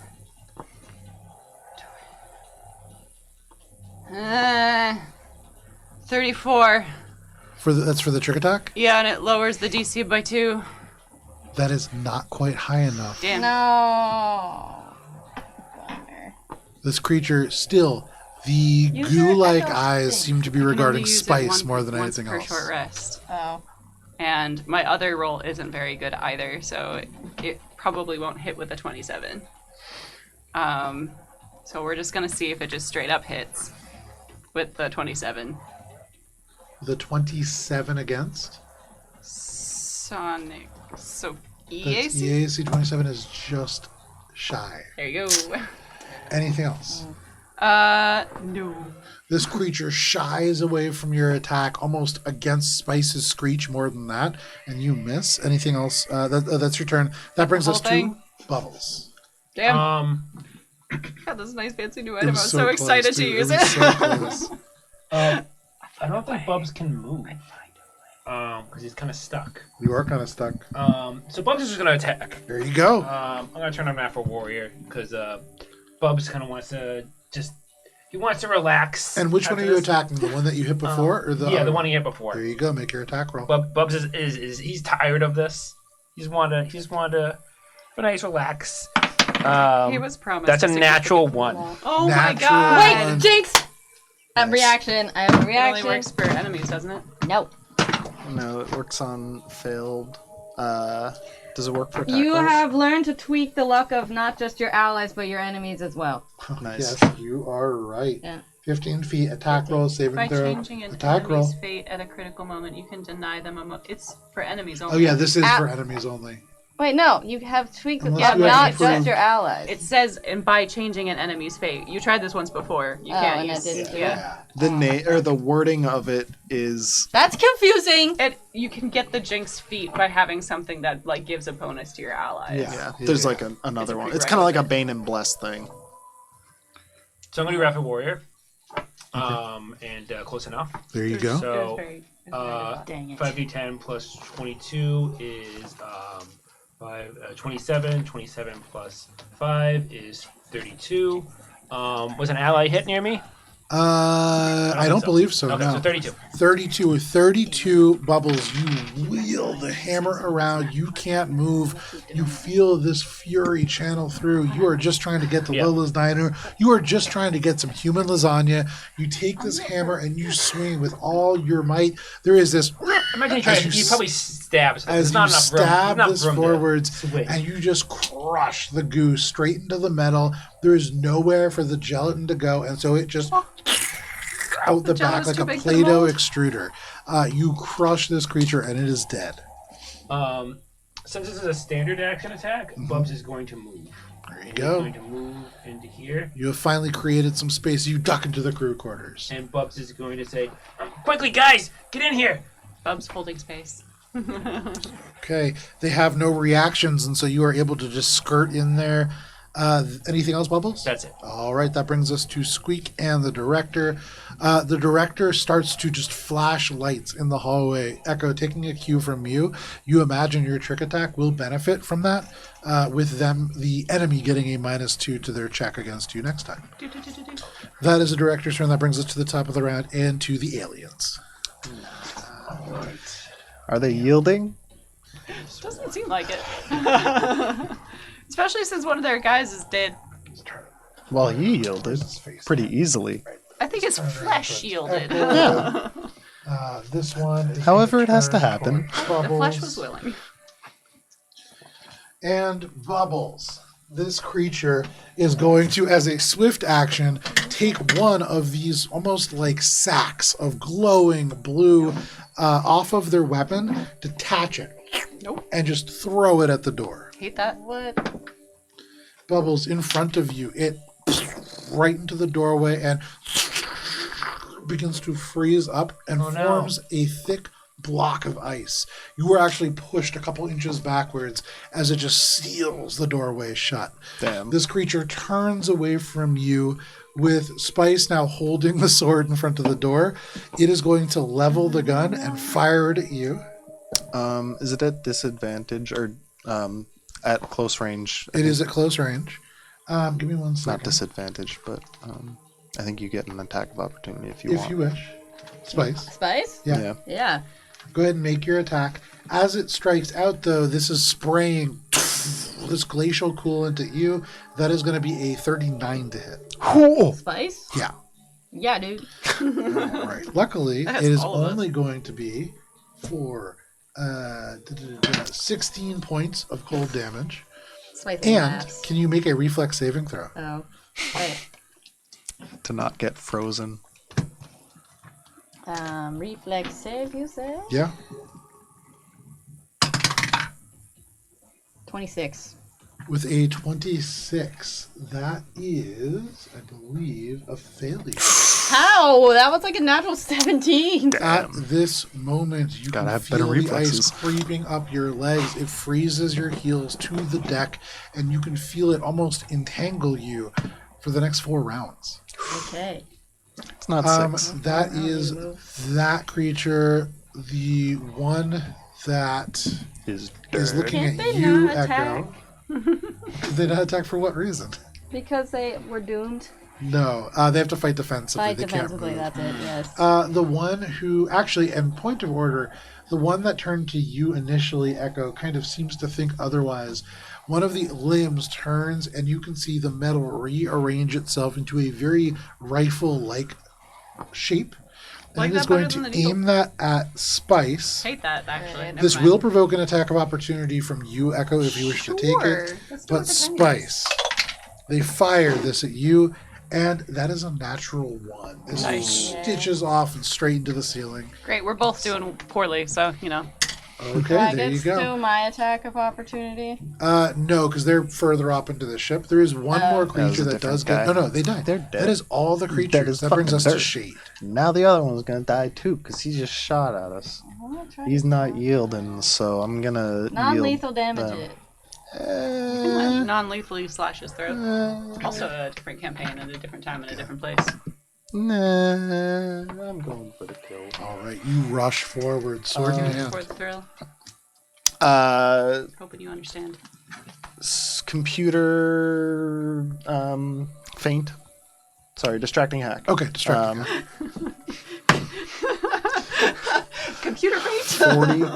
40, that is a success. So they're flat-footed and making the attack. That's a 19 on the die, so that's like a 40 something. I think it's a 39. That is a hit. This guy right here? Yeah, he's taking a doozy. Why did I put all those? Oh, I put them over here. I put all those away. I was planning on hitting something else. I was planning on hitting something. That's why I have all my D8s out. For the plan. For the plan. I was ready this time, and of Where's course, the last one. I didn't hit. All right, I guess I gotta grab another. Maybe I just have to not be ready. Maybe that's the key. All right. Whoop. Okay, those are pretty serviceable numbies. Do. Mosaic Team 5. Serviceable numbies. 10, 25. Math cam. Do I have a reaction with this guy? Math cam. 30. We have math cam. Have math cam and it's going around. 30. So that's 54 damage. 54 points of damage. Slashing. 54 points of damage is a tremendous amount. You carve into this creature. You can see as the damage strikes into them, it is like there are lights that blip off in the goo of their body, but without a reaction. Nothing happens, and you just slash deep into them. They're badly hurt by that. Anything else, Shade? I think that's it for me. Okay, that is your turn. That brings us to Spice.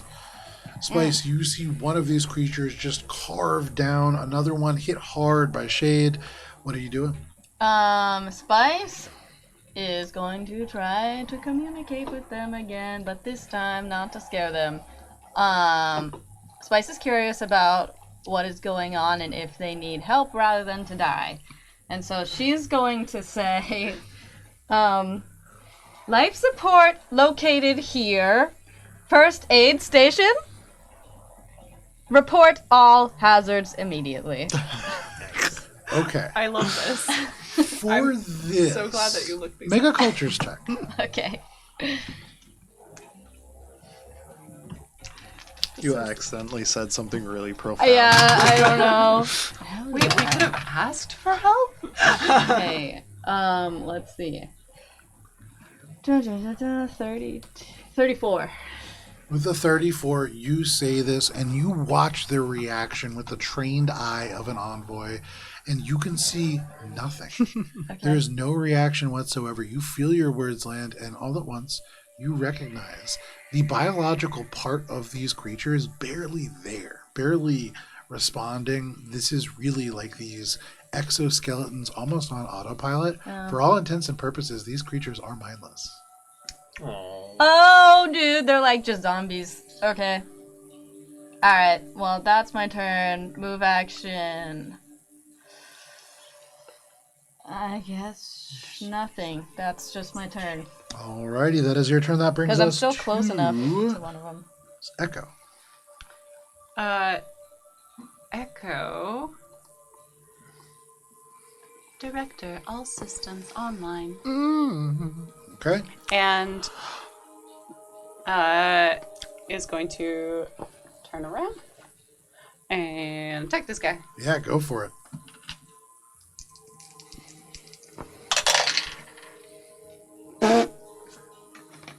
A little bit better than before, Okay. which might still not be enough. So the trick attack is 35 minus 2 minus another 2. So 31. well, no, not No, to no, me. no, to the to DC them. total. So it's be like 39. Oh. With a 39, technically, you succeed by 1. Great. So we're gonna re-roll the damage die. Hey! Nice. Good thing we have to take the second number because the second number was a 17 on the die. Nice. Which, when paired with the fact that I am entangled, means plus 16, which is a 33 to hit the EAC. That is a hit. Hey! Nice. Okay. Finally! I'm not using the thing where I teleport away, because where am I going to go? Actually, Away. If you wanted, you could go away. do I have to go 30 feet, or can it be any 30 Aren't feet? you in It can be any 30 feet. Echo's going to teleport into the cockpit. Oh, very nice. So, how much damage? Just going to move me real quick. Sure. Because I have to get... teleport when entangled? No. Oh. Cara You has a broke thing. out? Oh. It's the new thing from Socrates. Oh. So many things. It allows Echo to move beyond the speed of sound and Whipping time. into Numbers are not extra Stellar, but there's so dimensions. many of them. That's what matters. 10, 20,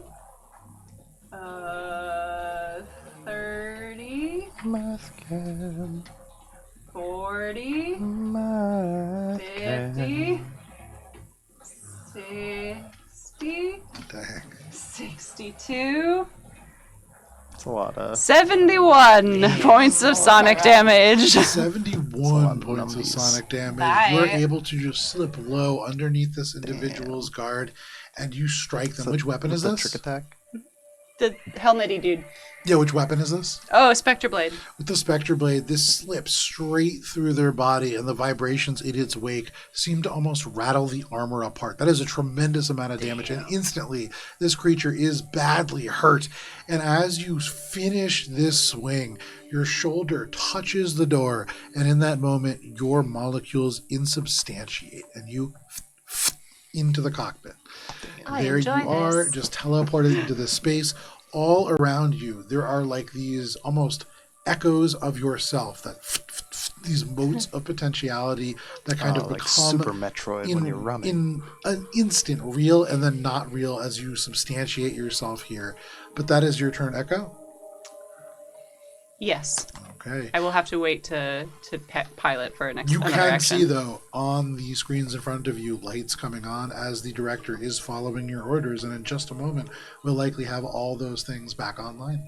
That brings us to Bubbles. Bubs has this big like ice door in front of him, and Bubs is just like, "Hey!"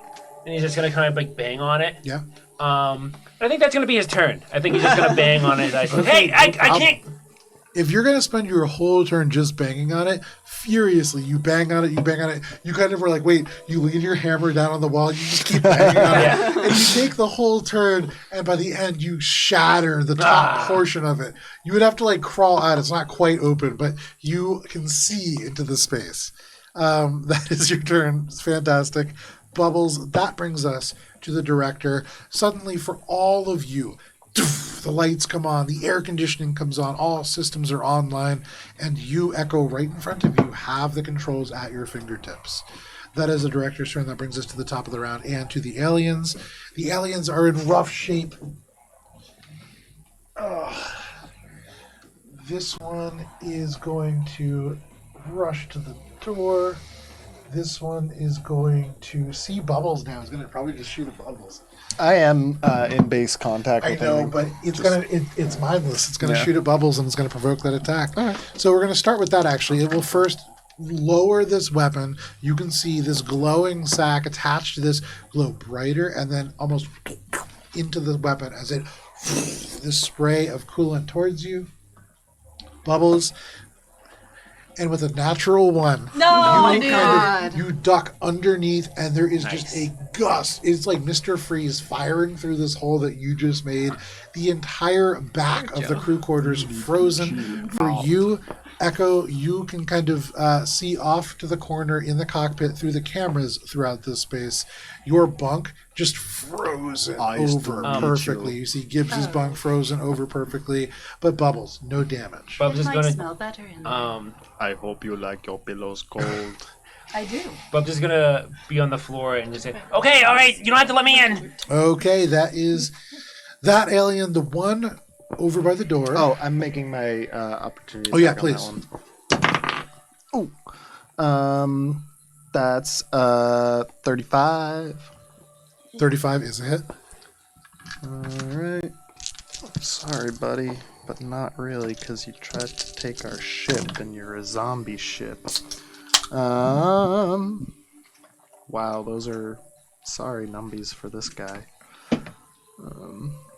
24.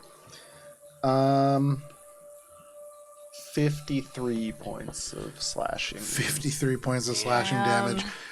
Shade, as this creature turns and fires, Bubbles, you duck underneath, and as you duck up and you say, sorry, you can see this creature's entire top of the body just lop straight off. You can see the metal head, the arms kind of go in different directions, and this ooze just extrude out the bottom. And This is puddle zero on the edge. floor. They are dead. Nice. Clean. Are these Nazma's cousins? I'm a little bit nervous. That brings us to... that is Spice. the alien's shape. Oh, wait, yeah, that is me. Oh, cool. Flick the sword off. The goo just spatters on the deck. What would you like to I'm do? gonna use my movement to go over the dead corpses to the alive-ish one. You can see this alive-ish I think one, Spice the might be element away. of its needle inserted between the doors. I'm in the doorway. It Yeah, was not either able way. to damage the door into the cockpit, but it is currently striking at it. So I can't actually pass through if Spice is. You're in this She's doorway. in this one. You're still in this one. You can pass through an ally. Oh, Yeah, you can pass through an ally. then I go through Yeah, no problem. and I attack. You kind of like shove Spice down, leapfrog over them as they're entangled with the deck. Politely pass by. Fuck you! With jets. Yeah, just gentle thrust over. Ew. That's after dark. Don't I'm gonna like that. exocortex distracting hack. There you go. Yeah. Distract Spice the is distracting. distract the viewers. 36. 36 is not a success. Oh, they're not flat-footed, but I'm still gonna attack them. And that's still gonna be 34 to hit. That is a hit. Oh, am I still entangled, or do I have one more round? I believe you have one more round.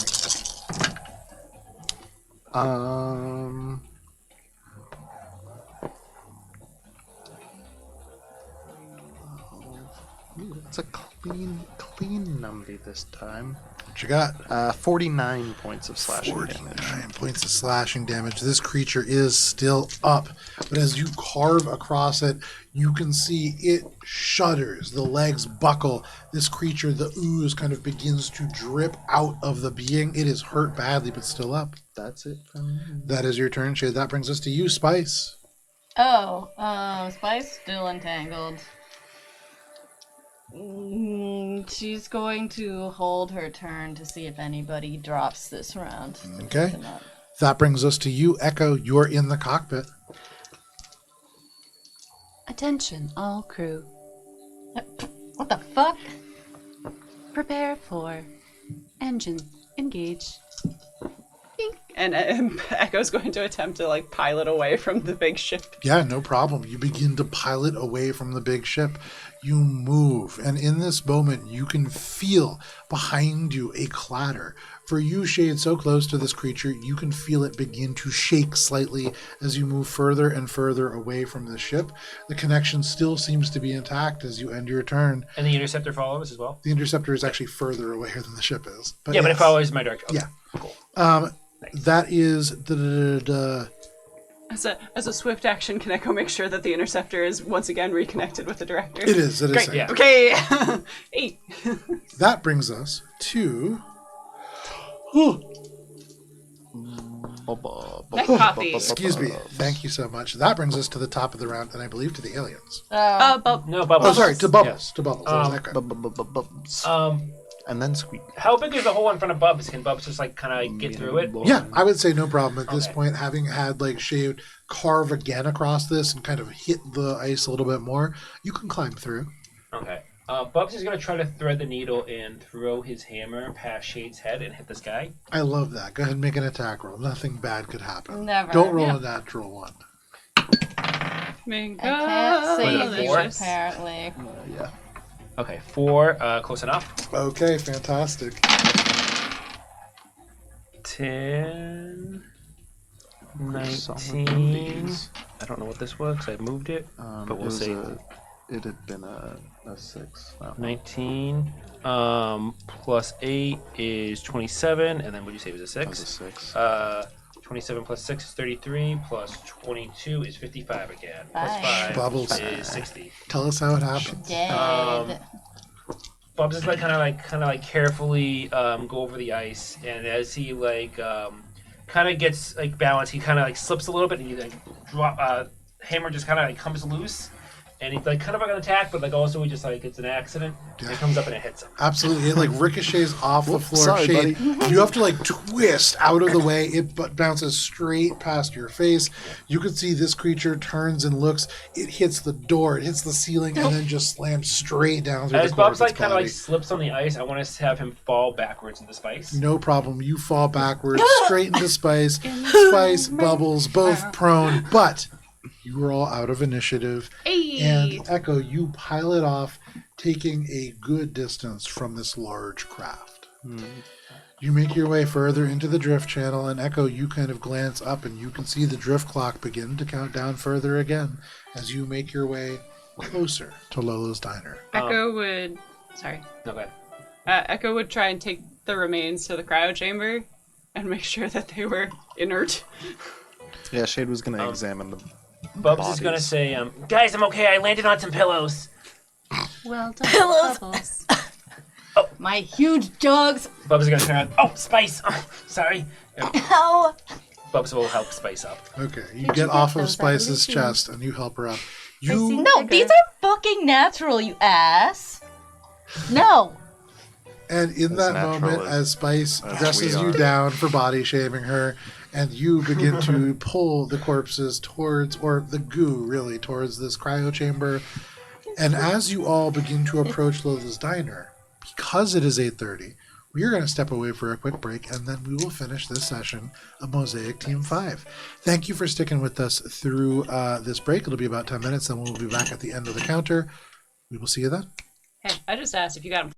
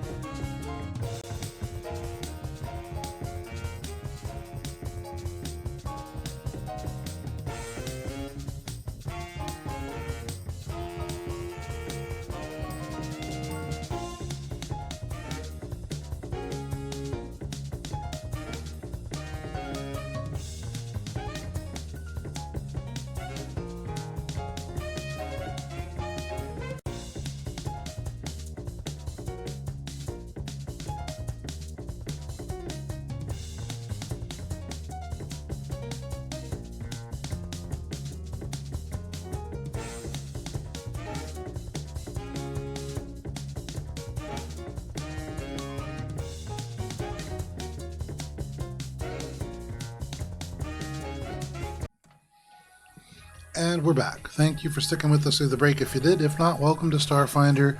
You're a part of it now.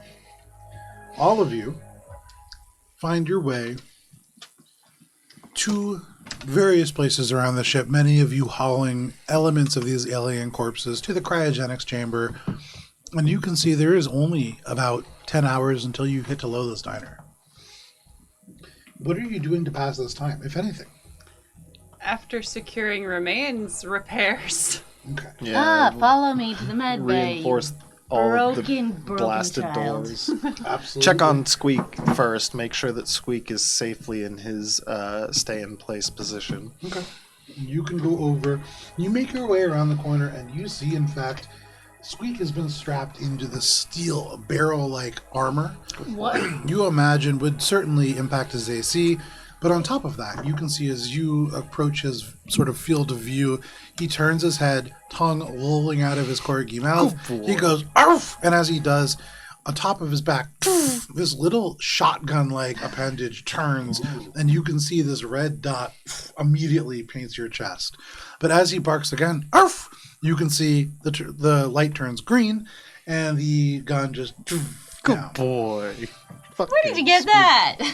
You've seen it kind of in the background printing from the drone over the last couple of weeks, but it's been something that's been made and then steadily upgraded as Squeak leveled up. Squeak has just like put it in the queue. Yeah, who ordered it? Somebody said to do. Can you? I think it was actually Spice who asked the director, "Can you do anything to help our poor baby boy?" And the director just made him armor and weapons. And upgraded his intelligence, apparently. No, his intelligence is still quite low. Excuse me? Squeak is the smartest good boy. I think he has intelligence of 5. But neither here nor there. +5 for being a good boy. I can go and look. I have a stat. That's in the charisma section? But he gets a +1 if it's a new trick. It's a +5 to all skills for being a good boy. Just general +5. Intelligence +0. He has an intelligence modifier. His intelligence score is 4.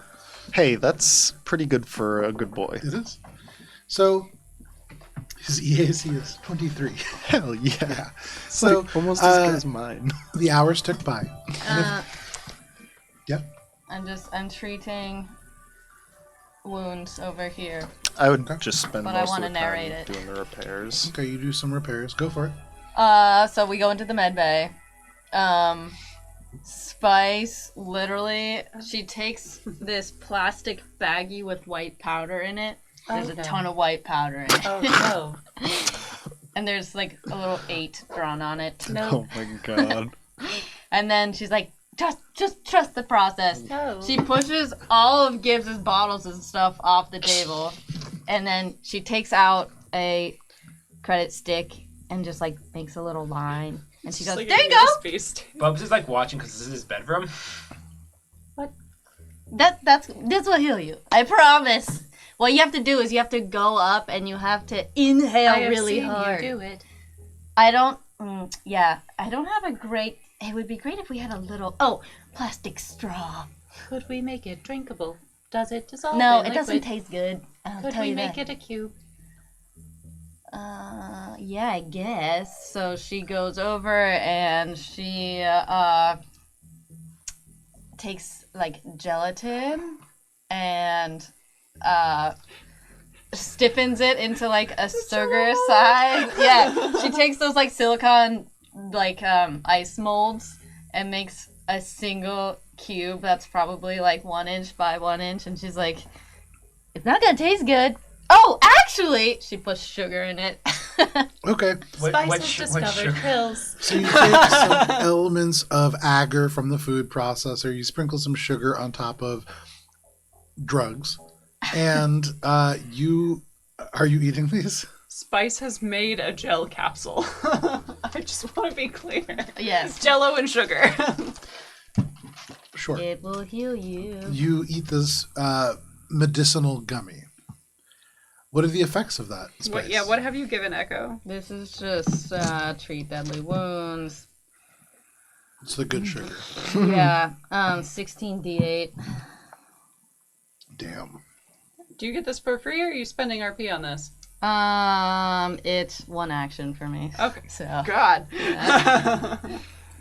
I could do it, like take the long-term approach, but I don't need to now that I switched to a medical person. 16d8. A medical person. That's what it says on your license. Battle medic plus miracle worker plus surgeon expertise if you really want to do. 69, baby. Hey. Spice healing. Spice gives you Spice this little snorts cube. the last of it. You eat it, and you're dubious about this. But the feeling of this, it's nice. 69 points of nice as you feel heal sexy. up almost instantly. Your jaw clenches.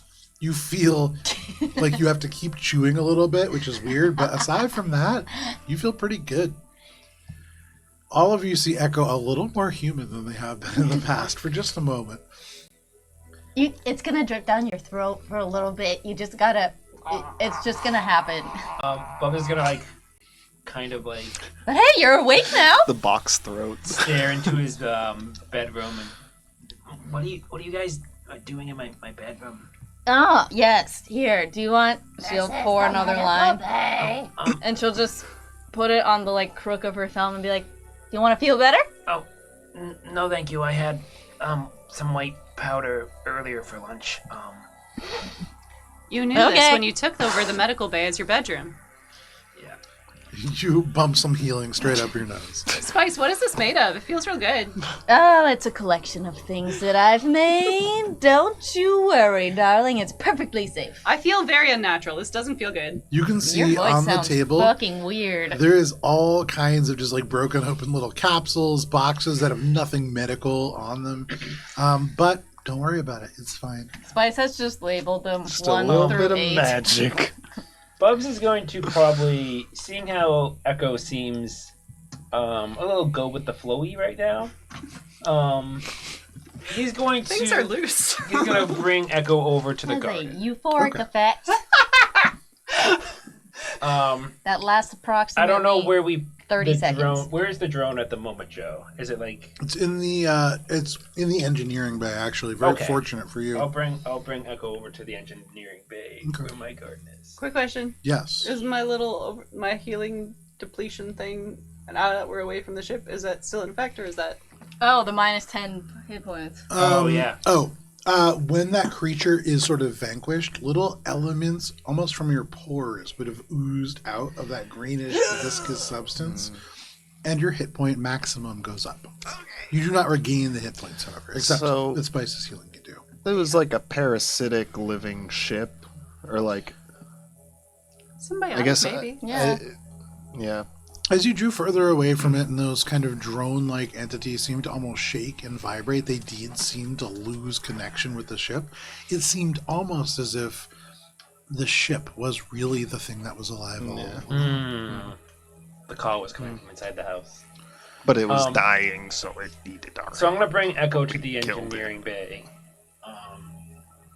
I haven't looked at the garden in a long time. What does it look like, Joe? Sure, so you go over, you take a look at this, not the best smelling garden, but definitely a garden. You can see in the front there is some kind of a tiny little sprout that comes up next to what you now are almost certain is rice. Nice. Okay. There is another kind of grain that seems to be coming up a little bit more yellow in color. You can see just behind that, there is some other kind of almost like little brownish sort of plant that is rising up. You can see elements of green that quickly transition to brown on the bottom of it.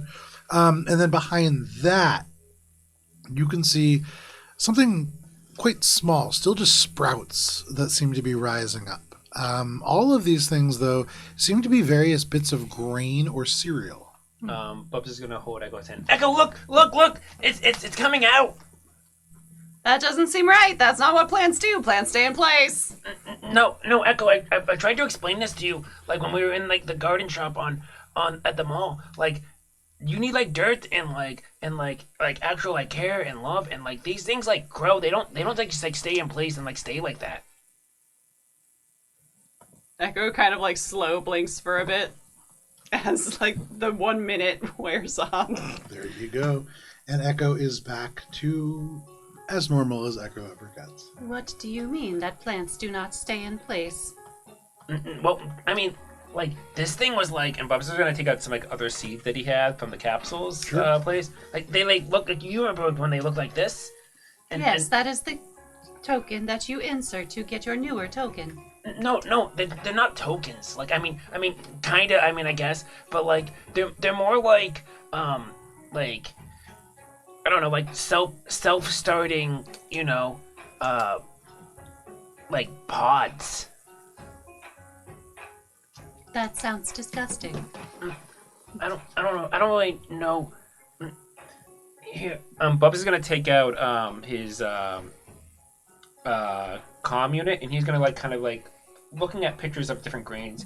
Does any of these look like these? Go ahead and make a natural sciences check and take a +4 conditional. Is Echo modifier. assisting? Yeah. Echo, are you assisting? Yeah. Okay, so then take a +8 conditional modifier for this. Okay. And what am I rolling? This is a natural sciences check. Okay, I'm terrible at those. I was gonna say, Echo has no ranks in life sciences. You know who does? Yeah, but we didn't- where even is it? It's life sciences. Life not- sciences. I have 0. Okay. Got a 5. You got a 5? Nice, this tracks. You were looking at white rice, brown rice, maybe a black rice, perhaps some kind of maybe a jasmine or a basmati. They're rice. You're growing several varieties of rice, for sure. Rice. We're gonna be feasting. Bubbles. Hell yeah. Yeah. I got an aloe plant at the Eclipse Mall. Oh my God! Really? That was weeks ago. Yes. Oh. Where'd Well, that one go?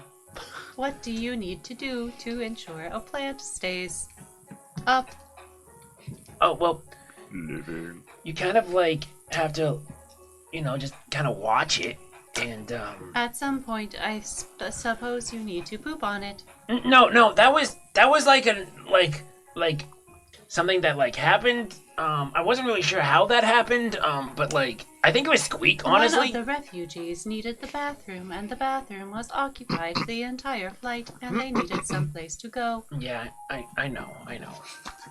But I like salvaged it pretty good. Like you can't really even tell. Like I mean I can't smell, but I bet it doesn't smell like anything. It smells. Sure. Um, Can we check on the aloe plant? yeah. I put it near Gibbs' bunk. Oh, we can put it next to this one, and it can grow. You make your way into the crew quarters, and you can see very quickly that it will not. This aloe plant, it is brown. It looks as if it is shriveled and already begun to kind of become soft and moldy. Oh, Echo. It's beyond dead. Add it to the Is compost. that what it is supposed to No, look like? Echo, no. Revivify will not work on this plant. Oh, Echo, this poor. Reincarnation? No. But is like gonna like go over to Necromancy. like one of the leaves, and as he like touches it, like one of the leaves just like falls right off. Oh, it's like your hand just mush. passes straight Ugh. through it. It just mushes around. Echo, what have you been doing to take care of this? I put it there.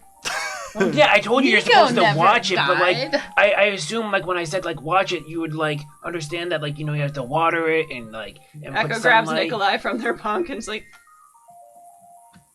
Nikolai is fine. Yeah, but you know that's like a different kind of Superior. species of plant, and you know each plant has its own specific ratios of light and water and sometimes the ratio can be 0 and that one is 0. But it's really about finding the balance. That's what I love about gardening. It's kind of finding like a nice balance, and in a way it kind of helps a lot of my anxiety.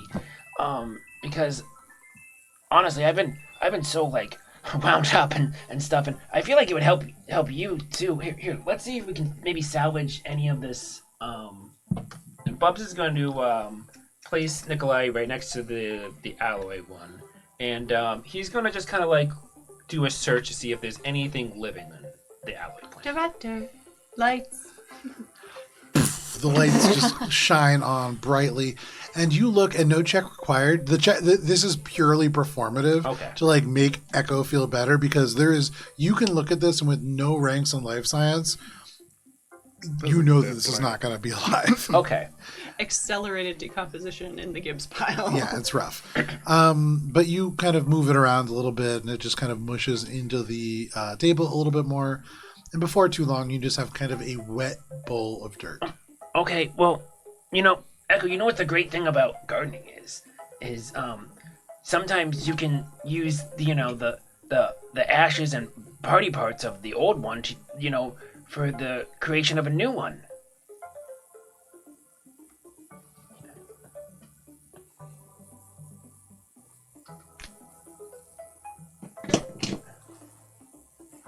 Does it require mechanical pieces?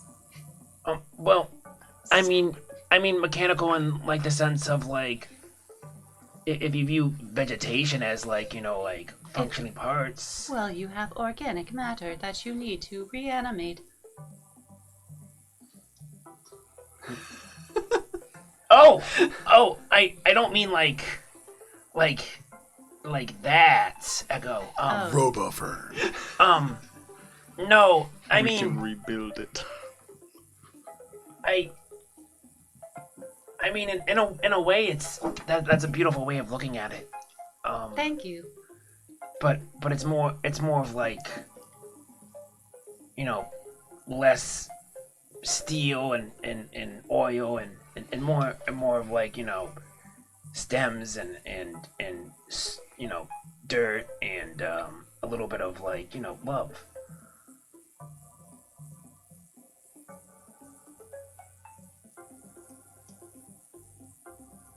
I am not going to argue about the fact that you are insinuating that I am without love. No, Echo. I wasn't saying you're without love. I mean, Because certainly, as the 70,000th of my series, there have been many, and surely, after such replication, love has worn off.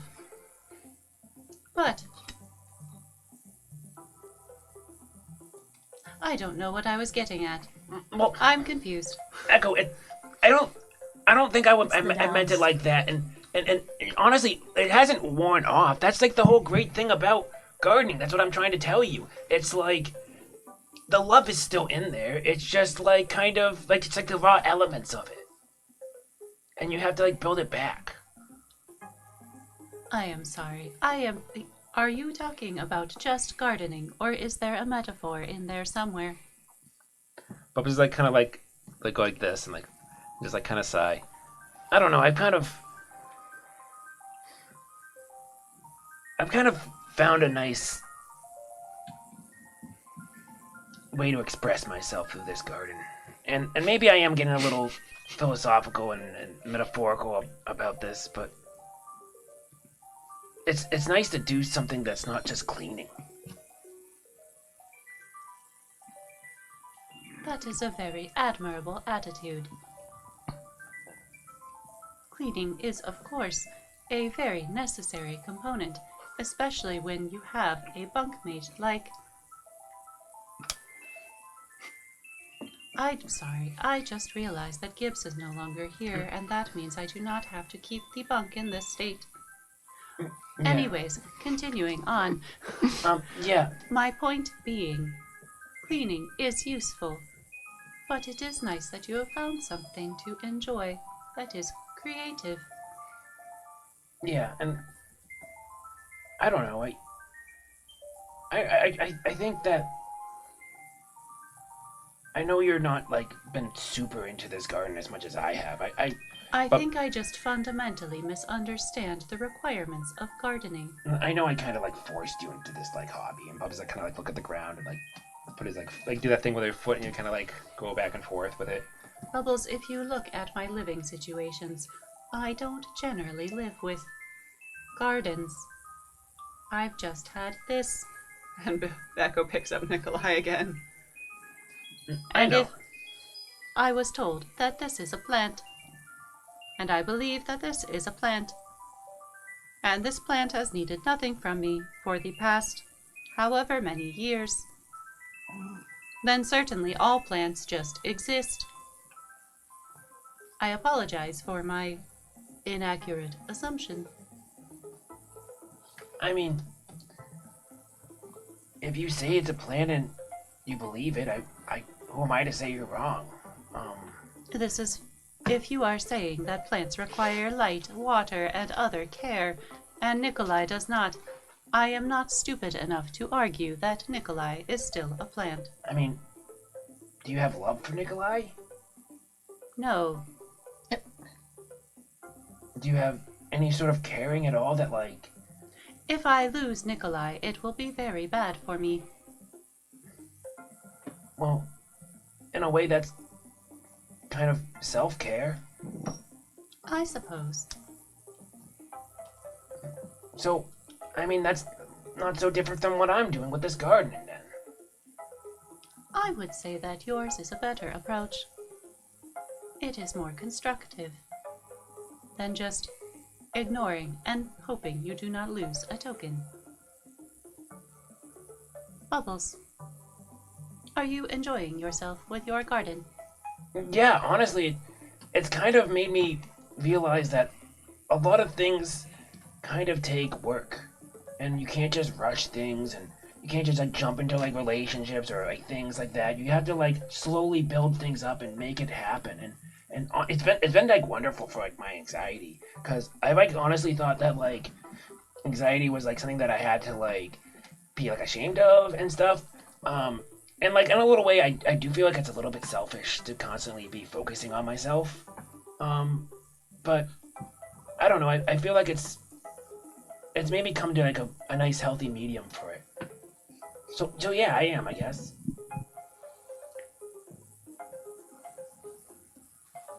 May I ask a question? Yeah. Do you enjoy being a bounty hunter? I mean, to be honest, not really. You don't seem to, if I may be honest. You seem to enjoy creative endeavors and business opportunities, all of which are quite antithetical to bounty hunting. Yeah. I mean, don't tell anyone in the crew that, you know, I said that, but it's Yeah, it's like the conversation. it's true. I think that maybe after this I won't be a bounty hunter anymore or something like that. Maybe I'll find some kind of passion that I love, and I'll follow it. You seem to have a few already. But there's like kind of smile, like a sigh, smile under his breath. Yeah. Well, maybe I could maybe do bounty hunting on the side and do this. I mean, I wouldn't want Mosaic to, you know, be without Bubs. I mean, the ship would fall under disarray. It would definitely not be as squeaky clean. Echo is smiling widely. Absolutely. Oh my god, that's the second joke. And as you crack that joke, you can see in the distance out of the viewport, for anybody who's in the cockpit, there are those familiar tendrils of that drift cloud that mark the normally complex passage into Lola's diner. But you have been here many times. It is easy for you to navigate the space. Yes. I wanted to talk to Spice before we got there. Go for it. Oh, jeez. Okay. Like after doing the engineering fixes, yeah. I guess. Go for Spice it. is just in the cockpit. Not cockpit.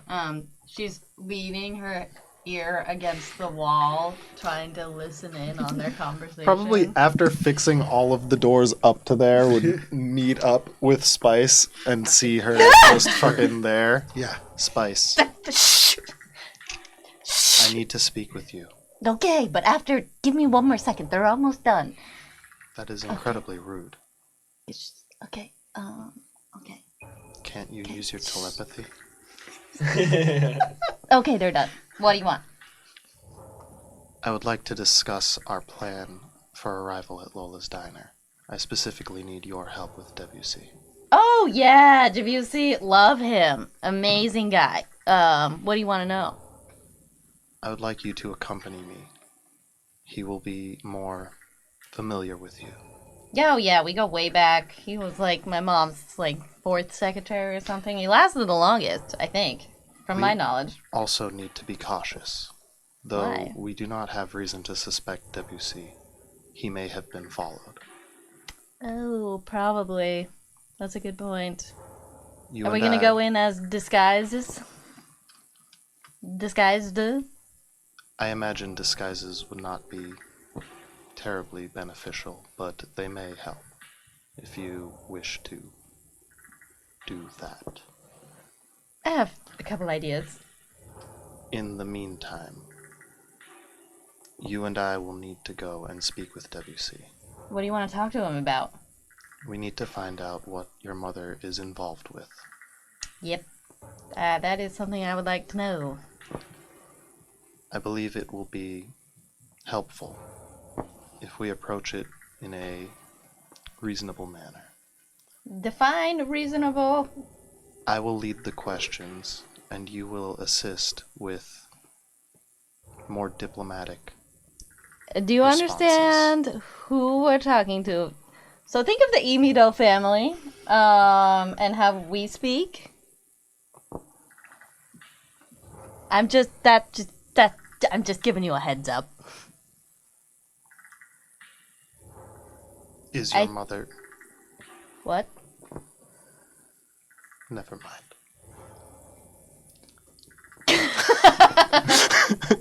I'm just gonna say it might be smart to get like a round of whiskey or just like have nice glasses handy. And it strikes you too, Shade, that perhaps in this moment, in dealing with the attaché for a highly placed diplomat who is well connected and knows how to talk, it might be good to send somebody with social skills to do the talking. That's why I AKA me. that's why I came to you. So you have With this my plan. brilliant social skills. While we are there, Mhm. I will have Echo and Bubs remain on the ship in case Debussy was followed or traced. You should have them.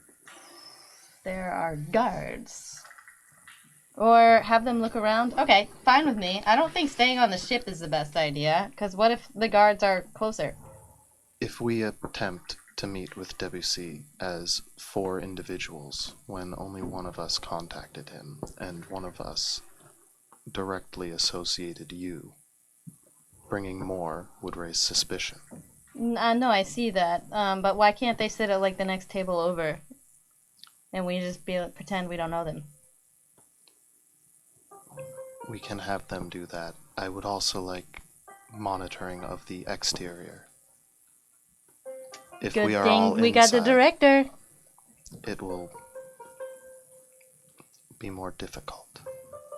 I don't think Debussy's a threat. I'm just gonna say that. It is not Debussy I am worried about. It It's is the everybody people- who traced him. Yes. Yep. I need you to understand the severity of our situation right now, as it pertains to you as well. I will deal with the severity of the situation as I always deal with the severity of the situation. With love and Gardening. Drugs. drugs. Peace, love, and rock and roll. Will you take that same approach when Admiral Goku Roku is involved? Fuck no! Oh my god! Send that goddamn witch to hell!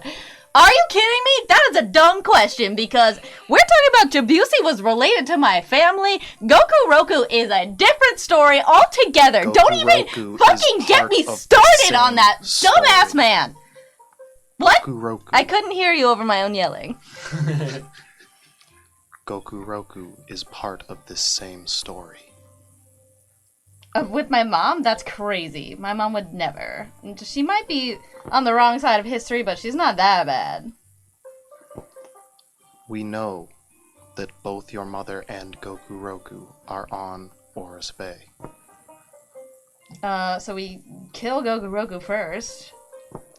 We need to find more information about what is happening with both of them, and WC is our best bet right now. I agree. So please, try and take this seriously. I will. I treat Jabusi like my younger brother. I will follow your lead when we interact with him. Perfect. Perfect. I will lead the way. Don't you worry, Shade. It's gonna go just fine. Shade's Follow like, my lead. Follow my lead. Can I do one thing real quick? It depends. After Echo leaves, Yeah. can I just slip a seed into her dead aloe dirt pile? Yeah, sure. You absolutely can. You had me roll a D100 to figure out whatever the seed was. When No I did worries. I have a better idea. That. Okay. Oh, okay. All right. So Whatever can seed I- that is. Can I do one thing too? Sure. You do a little dance, and after that, the clock counts down, and you all see the familiar arms of the interstitial space that form twisting tendrils of lanes that make it difficult, but not impossible, to approach Lola's Diner. You can see before too long the large modular platform of aluminum steel alloy, marred with many scorch marks and oil slicks. You can see a little bit more busy than it normally is. There's a handful of craft out in the landing platform, but very easy for you to land. You can see the two airlocks that face out. Both have windows above. The windows have been repaired fully now. You can see fresh aluminum and steel melded into place around the repair place. And you can see the familiar set of rules above the airlock. Who is making their way in? Spice has absolutely dolled up to the nines. Okay. She has like full, like the Mars debutante out, like the Crown District outfit that she had on. Okay.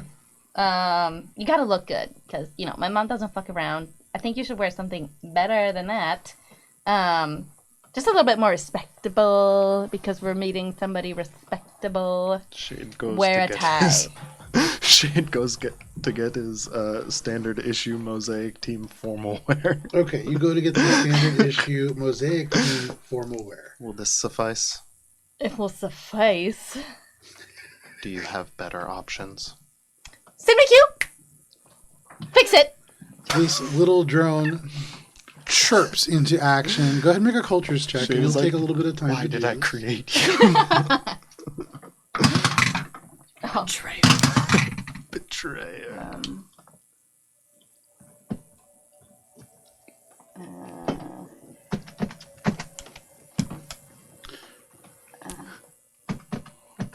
35. 35, easy enough. You add some additions onto this that make it far more than a standard Mosaic Team 5 formal wear. In fact, Shade actually might get into some of the more cutting edge clubs in Mars.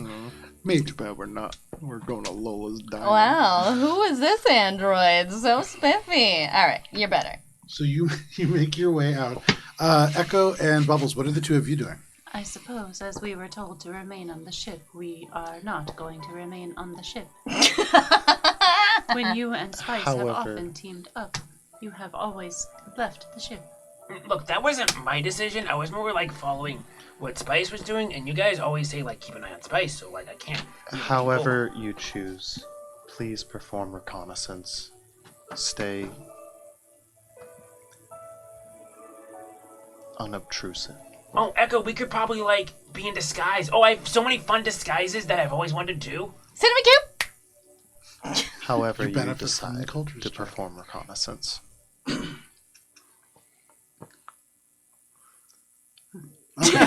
So just a little bit after Shade and Spice arrive, Bubbles and Echo, you will be able to narrate your way in however you choose to be disguised, with the benefit of a 35 cultures check from Cinema Q. Shade and Go all Spice, you make the way across. You walk underneath the set of rules that you are now quite familiar with. You make your way through the airlock. It cycles through, and you enter into the long, narrow space that opens up slightly to allow for some booths at the end. You can see behind the counter in a checkered blue dress with a white collar the serpent-like humanoid hair, all up in a little bit of a tie now, as things are quite busy. They are moving around. Each of the 20 individual snake-like appendages seem to be kind of doing different things. You see several customers here. As the host robot begins to depart from the wall and make their way over to you, you can see 2 people over at the bar, an android who seems to be working on a kind of sparking drone. You can also see a sort of ethereal-looking ooze in a lab coat who is quietly eating a plate of something, I would say, sort of, it looks like dry noodles and a bunch of crumbly beef-like substance on top of it, and they are kind of whispering into the steam over it. Mm-hmm. You can see at the booths in the back as the host robot arrives and says, "Hello, and welcome to Lola's Diner. How many are your party? Do you have any dietary restrictions? And would you like sparkling, tap, or worm?" We are meeting someone. They nod and they say, "The gentleman is waiting for you in the back," and they gesture with one mechanical arm. Past the table where there are several delivery drivers, you can see all wearing different, very similar to Echo actually, these coveralls.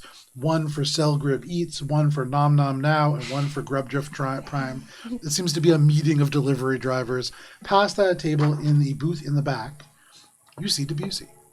You see, dressed impeccably, even post-termination, charcoal-colored, tailored synth fiber suit, blue silver hollow tie just projected from a clip on the top. Their skin is pale rose gold. You can see antennae are thinner than your average Lashunta. They are kind of down against their temple in what you recognize a little stressed. Okay. Their eyes are pale, almost like metallic green, and you can see they kind of dart back and forth, and they catch you. And through the makeup and the clothes, almost instantly they kind of light up. And you can see they go and they touch this little comm bead, which you've seen them touch like a million times. This is just how they communicate whenever they're doing tasks. Almost out of habit, they touch this. But they smile, and you can see relief wash across their face. They wave you over. Are you making your way over? Yes. She doesn't run because it's improper to run. Of course.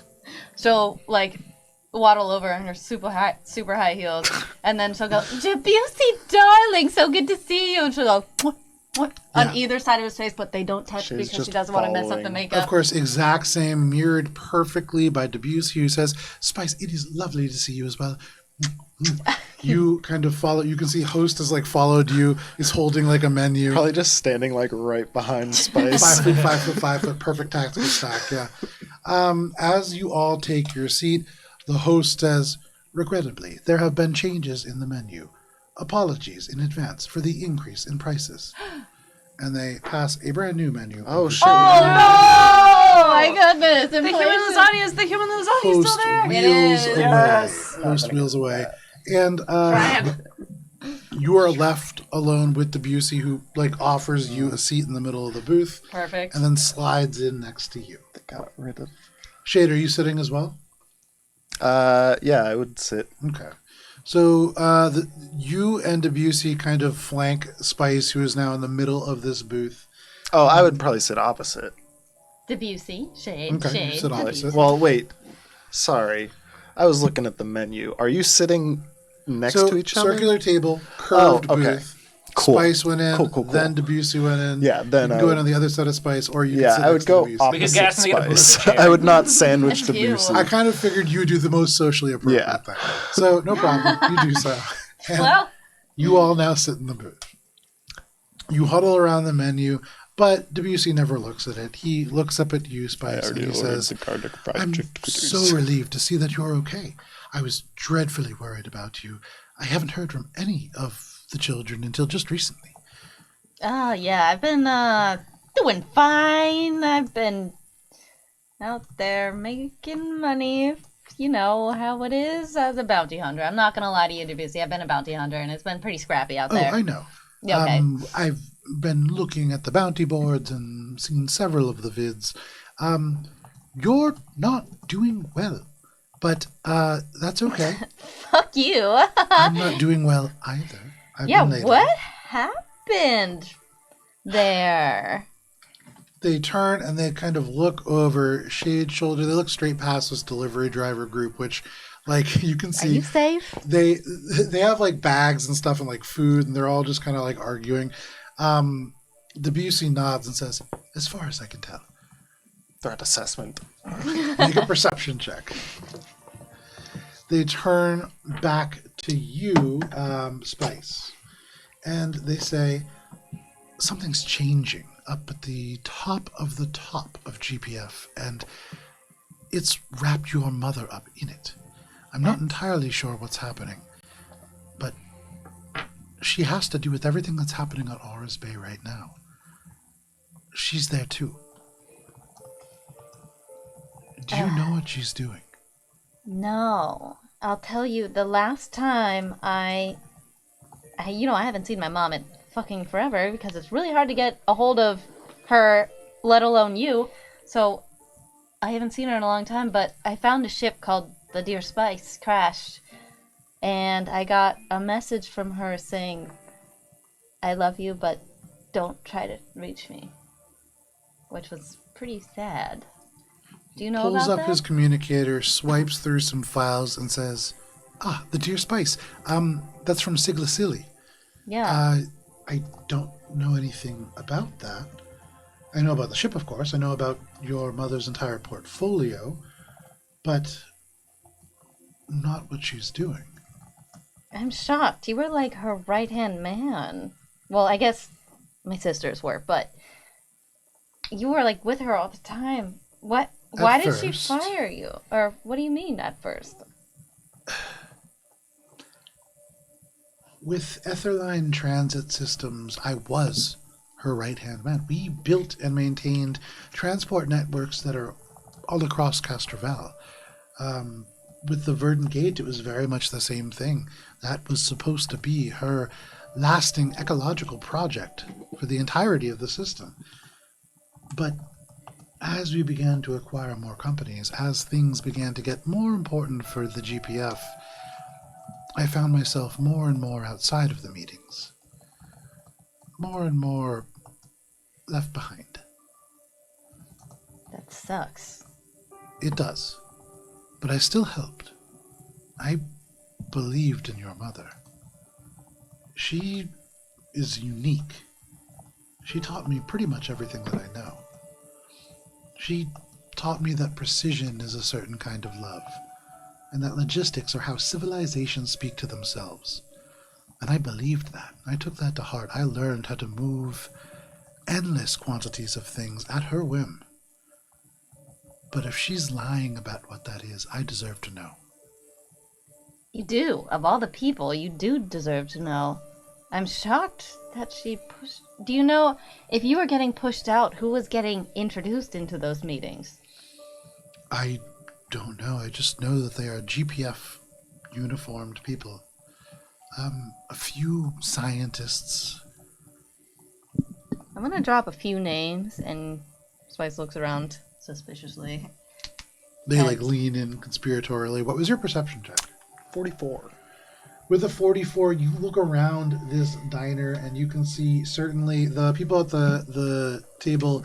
You see a hobgoblin wearing the Zelgurb Eats sort of motto, and he's turning over to a Barathu, this kind of floating gas bag, who's wearing a Nom Nom Now sticker on their chest. And they just say, You ever deliver a live spore cake to a necro priest on a black dwarf moon? No? Then shut up and let me drink. and he takes the cup out of this Barathu's tentacle. You can see they kind of shove each other. They're arguing, and they're largely this seems to be like a little lunch club of delivery drivers who seem to be mostly just complaining. They're very likely safe. You spot no weapons on them. You see some delivery bags. You see on the Barathu some very aesthetic looking little sticker patches. Not a lot of clothes designed for these floating gas bags, so they have stickers instead. You see the half-orc wearing some mirrored shades. They're probably the sketchiest looking person. You do see that they are wearing a Grubjiff Prime delivery pack that almost certainly doubles as a weapon locker, but likely more for self-defense for these dangerous delivery routes that they take through the drift. No threat there. you see at the bar this Kasatha. They're not just whispering into the steam of these nachos. They are sort of like reading glyphs, but you get the sense that this has more to do with adjusting the temperature of the food than anything nefarious. And then you see this android who is repairing a drone. The drone itself, with that check, personal in nature, in such a way that with their android anatomy, likely counting on nobody really detecting that, given that it's on a diner counter. You also see finally this ethereal ooze-like creature. They're also eating nachos, and they are currently holding an orientation packet for a new job in the Quinn system. Nobody here seems to be a threat. They all seem to have places to go and things to do. No bugs or wires or anything, though? No, you don't see anything like that. You see the new repairs around the elements of the exterior wall, but aside from that, things very similar to how you left them. I guess more so like exocortex wireless hack if there was like any recording devices or anything like that. in Same range. thing. You see 0 of those. Cool. The jukebox that is connected I to would host is still continue to connected. sit and listen politely.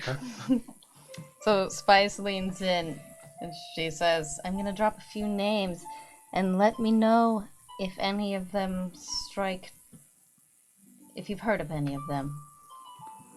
Dr. Maldros. Yes. They're some immensely wealthy client. I don't know much about them, but their name was on quite a few inventories and invoices. Do you have that list of invoices? No. My access was largely taken back when I was released for some made-up infraction. But I have a list of the companies they were from. Voxtac Communications, Civitas Protocols, and Siglicili Imports. Siglicili. Okay. I have another one. Commander Goku Roku. She shakes as she says his name out loud. You can see they look at you, and you get the sense that they're trying to sense your motives. And with a natural 20, they go, "You're not jealous, are you? You really hate that man." Oh, yeah. I hate him so much. So much. I think, When was the last time that you spoke to your mother again? Dear Spice, that was months ago. And she just told you to stay away. Yeah, I didn't ask more. Maybe I should have, but Make a sense motive check. it was in a pretty dire situation and I had to leave pretty quickly. I'm gonna use my reroll. Sense motive. I get the thing that the android. No. 28. I know, like it. Oh, yeah. I get a I don't. lower DC. It's not gonna help. It's a 10. Yeah. 28. For There's you, something you there. look, and there is something there, but you have no idea what it something is. there. Probably just some dumb living organic bullshit. For you, Spice, in this moment, you catch just a hint of hesitancy. There's something that he doesn't want to tell you, and you scan his body language. Debussy's hand, unconsciously, you see the thumb trace the ring finger of his left hand. And he says, "Well, I'm sure you have quite a bit to catch up on. But what do you wish to know about him?" We have reason to believe that Goku Jade. Roku is involved with Dr. Imido. That is very likely. Okay, next name. What's the name of that guy that you ran into? Lydell Wilcost. Oh, that's a good one. Okay. Which one? I'm thinking of the guy on the prison barge that you had beef Oh, with. Vloraz? Yeah, Vloraz. The pirate? I don't know. That name before. Is it Okay. a designer or? No, but that name would make a really good fashion designer. If he wanted to stop being a pirate and wanted to enter haute couture, I bet he really could. Why would I know anything about a pirate, Spice? I don't know, connected. Why would you know anything about a GPF commander? I don't know how you guys would have crossed paths. It's weird. No, very strange. Yep. Pretty strange, isn't it? He looks like visibly uncomfortable, but with your sense motive check, not quite sure why. Yep. Okay. Next one, Pallades Rock. What do you know? Does anybody from there ring a bell? Pallades Rock. Were they a client of my mom's somehow? Not a client. Your mother worked with them in some capacity as an advisor, I believe. Advisor? There was a project that she bridged between different organizations. I don't know much about it, but it has to do with the doctor. Many of those invoices had to do with that project. Do you know the other organizations that were involved? I do not. I mentioned the ones. This was some time ago, before me. That lines up with the info we got from Pallades Rock. Sure does. Kent. What was his name? Henry Kent? Hardcore Henry Kent. Oh, no. That wasn't it. Who are you thinking of? How about, Does the name Miss Williams mean? Yeah, that one.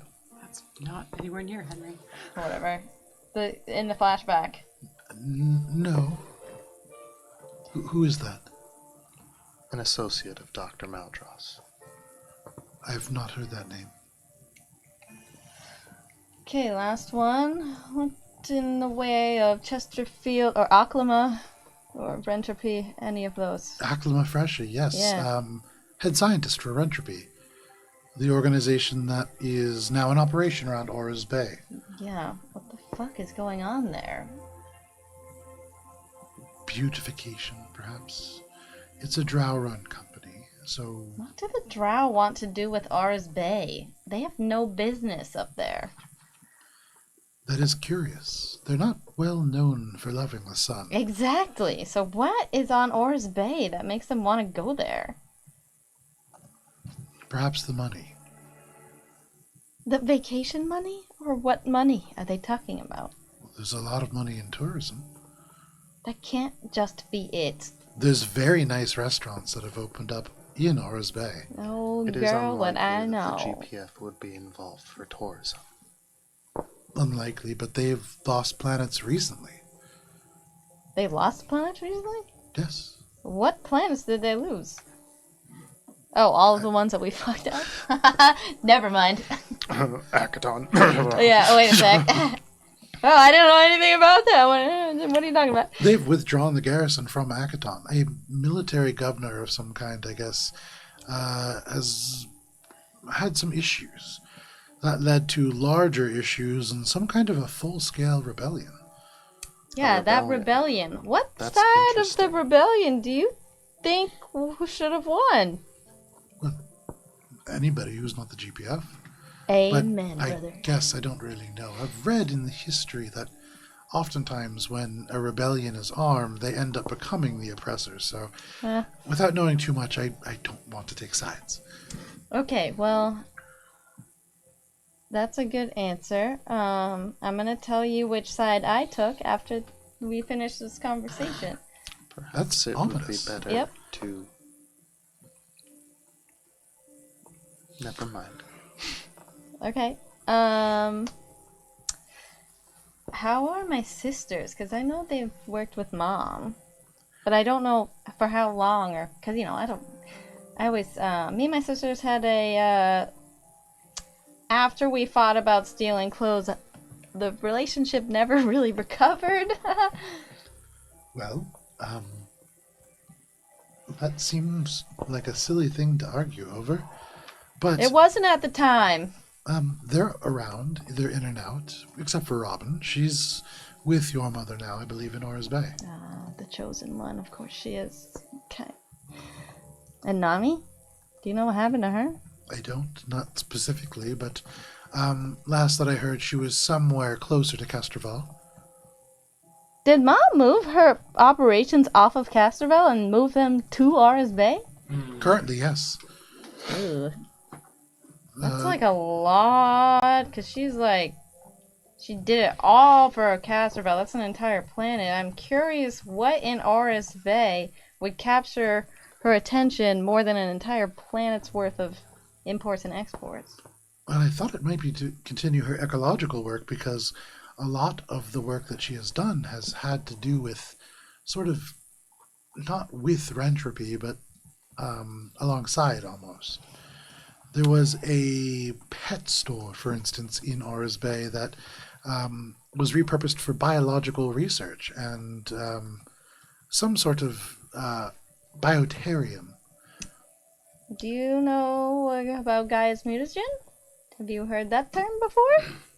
Spice, you know I don't partake in these sort of activities. Your mother wouldn't approve, and I'm a bit old for that now. Does the name Dr. Jade Brunei ring any bells? The eco-terrorist? Yes. Yes, she's an eco-terrorist. But is Mom an eco-terrorist? I can't really tell anymore. No. No? Well, I don't think so. As I recall, Dr. Jade Brunei was involved with the pet store on Aris Bay. Well, I don't know much about Jade Brunei, but that would be troubling. I think Mom's up to bad things, and I think I'm gonna have to stop her on Aris Bay.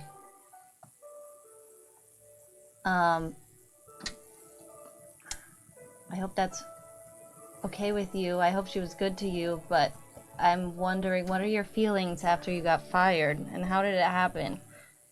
I'm realizing now, you said that your mother said not to come back. Yep, And she sent all of your siblings away. yep. Except And for the Robin. reason that I was fired isn't real. What? I'm beginning to think that your mother is protecting all of us. That is what I have been suspecting, based on information gathered. Then, for that reason, she would have moved off of Castorville to protect Castorville. Oh my god, is my mom a part of the resistance? But on the inside? There's a resistance. I believe that Yes. your mother may be involved in things that she would prefer not to be. Against her will. Right. So making her... Oh, my mom's maybe a good person. Your mother is a good person. Oh my She creates God. order out of chaos. That's one of the most beautiful things that you can do. But whenever you create order out of chaos, there are bits that are left behind. And sometimes cleaning that up can be a bit messy. Oh, this complicates things. Because I was ready to march into Aris Bay, kick down the door, and stop whatever she was doing. And if I had to stop her life, maybe, to do that, I believe in my cause so much that I thought about it. But this changes things. If she's again, she is protecting us. So that means she believes in us, and I gotta save her. I gotta save my mom. We have to save my mom, Debussy. He kind of like shakes shakes, in front yeah. of this thing, and he just goes, We have to save her. I'm an administrative assistant. Spice. You're a bounty hunter. I believe that You have to help us. How? we will handle the rest from there.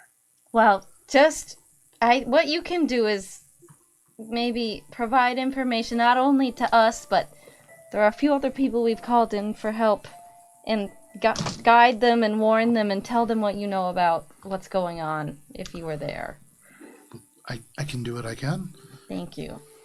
I'm almost embarrassed to ask, but is there like a monetary amount attached to this task? I'm a bit I between wish. jobs at the moment. I can provide a small sum of credits for you. How small? Don't, Jabusi, this is about life or death and doing the No, right and wrong Of thing. I'm course, so and I'm sorry. happy to do that, but I also need to live. You And can't eat equity. 4,000 credits.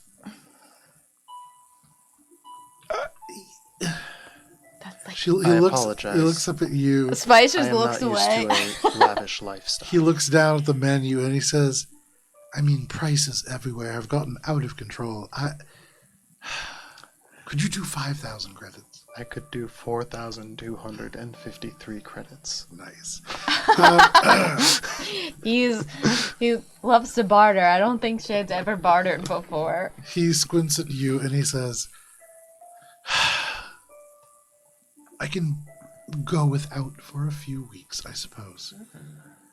I'll I help appreciate your sacrifice. where I can. Do you have lodgings on Aura's Bay?" Yes, we do. You might remember my old besties, Mari and Meeg. You can see as you as soon Face as you say falls. Mari, his face falls a little bit. It recovers ever so slightly with Meeg, but Mari is bad news for him. And he immediately just goes, I will need to insist on the 5,000. And you can come up with it at a later time. But I'm quite firm on that now. That will suffice. And you will pay for the dry cleaning? The dry cleaning. Oh, I actually, Spice, actually, on this ship, I've got, we used to run a laundromat, and I've got some leftover, Detergent? no, it wasn't detergent, it was dryer. Softener. Oh, I got leftover softener. Don't you worry, I was hooked up with a bunch of laundering not supplies from my last mission. Your laundry's covered. Well, as long as that essential is covered, then I suppose I can help. Oh, you literally meant your own laundry. Yes. Have you not spent time around Spice and Mari together? I have made sure to keep that minimal, out of respect for both of them. The time that we had He's a was buzzkill. they had not seen each other in some time. Ah. Good luck. He turns to you and he says, I'm going to get going and get my things together to make this trip to Aura's Bay. Okay. Contact me if there are things that you need to get in order. I can contact and figure out logistics. If there are things that you need to arrive more quietly, I can help with that. Yes, and she explains the situation with the delivery and the satellite location, and she says, there's going to be a bunch of people maybe using this, please hide them, because we're bringing in an army, basically. Okay. She discloses she doesn't hide anything from WC Fantastic. anymore. I'm so sorry. You You are burdened with information now. You feel the weight of this information as it transfers, just heavy on your processor shade. But you can see Debussy just nodding, kind of typing things down into his data pad. And he nods and he says, well, that is a complicated plan. If you can capture that station, I'm quite confident we can get as many people on to Aura's Bay as you want. Okay. How do you intend to arrive at Aura's Bay? If you can capture that station, I will come in, stay there, and facilitate the transport of others aboard. Wow, this is a really good, actually. He's been working in transportation for his whole fucking life. This is perfect. Thank you, WC. Fortunately, in Aura's Bay, there's approximately 146 craft coming in each day. It will be quite easy to come aboard a commercial plane. I do appreciate your logistical assistance. It would be even easier with an additional 2,000 credits, as I could get much nicer lodgings. Spice hands over 2,000 credits immediately. Ah, Done. Shade's like, where did that come from? I gave everything. you are doing quite well as a bounty hunter, I Spice. am. And she, she rips a Tetra stick. Nice. And there we are back to how you used to be. Well, I'll get going and meet you there. Be safe out there, hon. Let me know when you have secured this station, and I will be shortly behind. Okay, will do. They get up, and they make their way off. Bye. Mwah, mwah, mwah, mwah. You can see this is bad. You can see the robot host is like sitting there waiting. waiting. They have to like wait. No orders taken. Wait! They turn. Goku Roku, is he really as bad as I think he is? You could see he like fully freezes for like long enough that the host robot says, Excuse. "You are blocking the path. Please clear the path for the host." And the Busey has to step back and says, "I wish I could answer that, but we'll talk later." He's They- definitely they hiding clear. something, so I think they were married. I think it's time for good cop, bad cop. I think he did something when he touched his ring. They make their way out, and they make their way off and into the space. Now, in that meantime, Echo and Bubbles, at about this time, you're arriving into the airlock. And how are you arriving at Lola? So Echo has basically just like vanished into the dark. Make stealth check. Reconnaissance, however you need to do it. We're gonna hide from Bubs to join them. I am still here. Whisper calmed. 35. Nope. Yes. When the door opens, there is a tuff of depressurizing air, and in that brief gout of steam, there is a brief and you can hear Echo just vanish into the rafters up above. Echo, you are in the ceiling, within the air conditioning vent. You are completely hidden. Is this in the ship or in the diner? Okay, I just want to be sure. They would have also tried to like case the outside for anybody who's like monitoring. Sure, make a perception check. Bubbles, you are left alone in this kind of cloud, and the host approaches Bubs you. is gonna, when he arrives, he's gonna have a costume with his glamour projector. Yeah. There was that field of wheat we saw when we traveled one time when Shade took that detour. There sure was. Can Bubs be a space farmer? Yes. Is that a thing I can be? Yes. Okay. It is. I would say that it's I can not... be a farmer and just I'm in space. Yeah, As exactly. a space farmer. Exactly. The Yeah, fucking 1000%. moon farmer. You're a on farmer. Futurama. Yeah. You dress up like a farmer. Flannel, overalls. You Yeah. got a big hat. I you got a also little wheat stock. I also want to say that I also deal with the domesticated animals, so I'm also a space cowboy. Okay. Okay. Some people say I'm a space cowboy. Some people might say it, but you know. You take Fancy off that. the farmer Some hat. There's a gangsters cowboy love it. hat underneath. You Yeah. are a space cowboy. The host approaches you. Yeah. They greet you in the familiar way. They ask you if you want sparkling, tap, or worm. I'm just a tap, please. Very well. And Bubs like kind of like opens up his suspenders. He has the suspenders. I don't think he has a shirt underneath. I think he's just bare chested. Sure. Just As you just walk through the void of space. Well, no, he takes off his suit.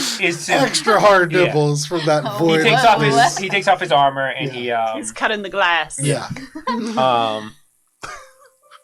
Today.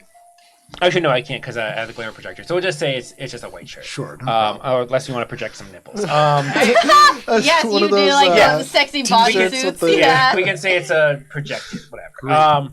Bubs will walk in. He'll have a tap, and he'll have a seat, not next to them, but like kind of like close to them. Okay. So you sit at one of the empty booths. Yeah.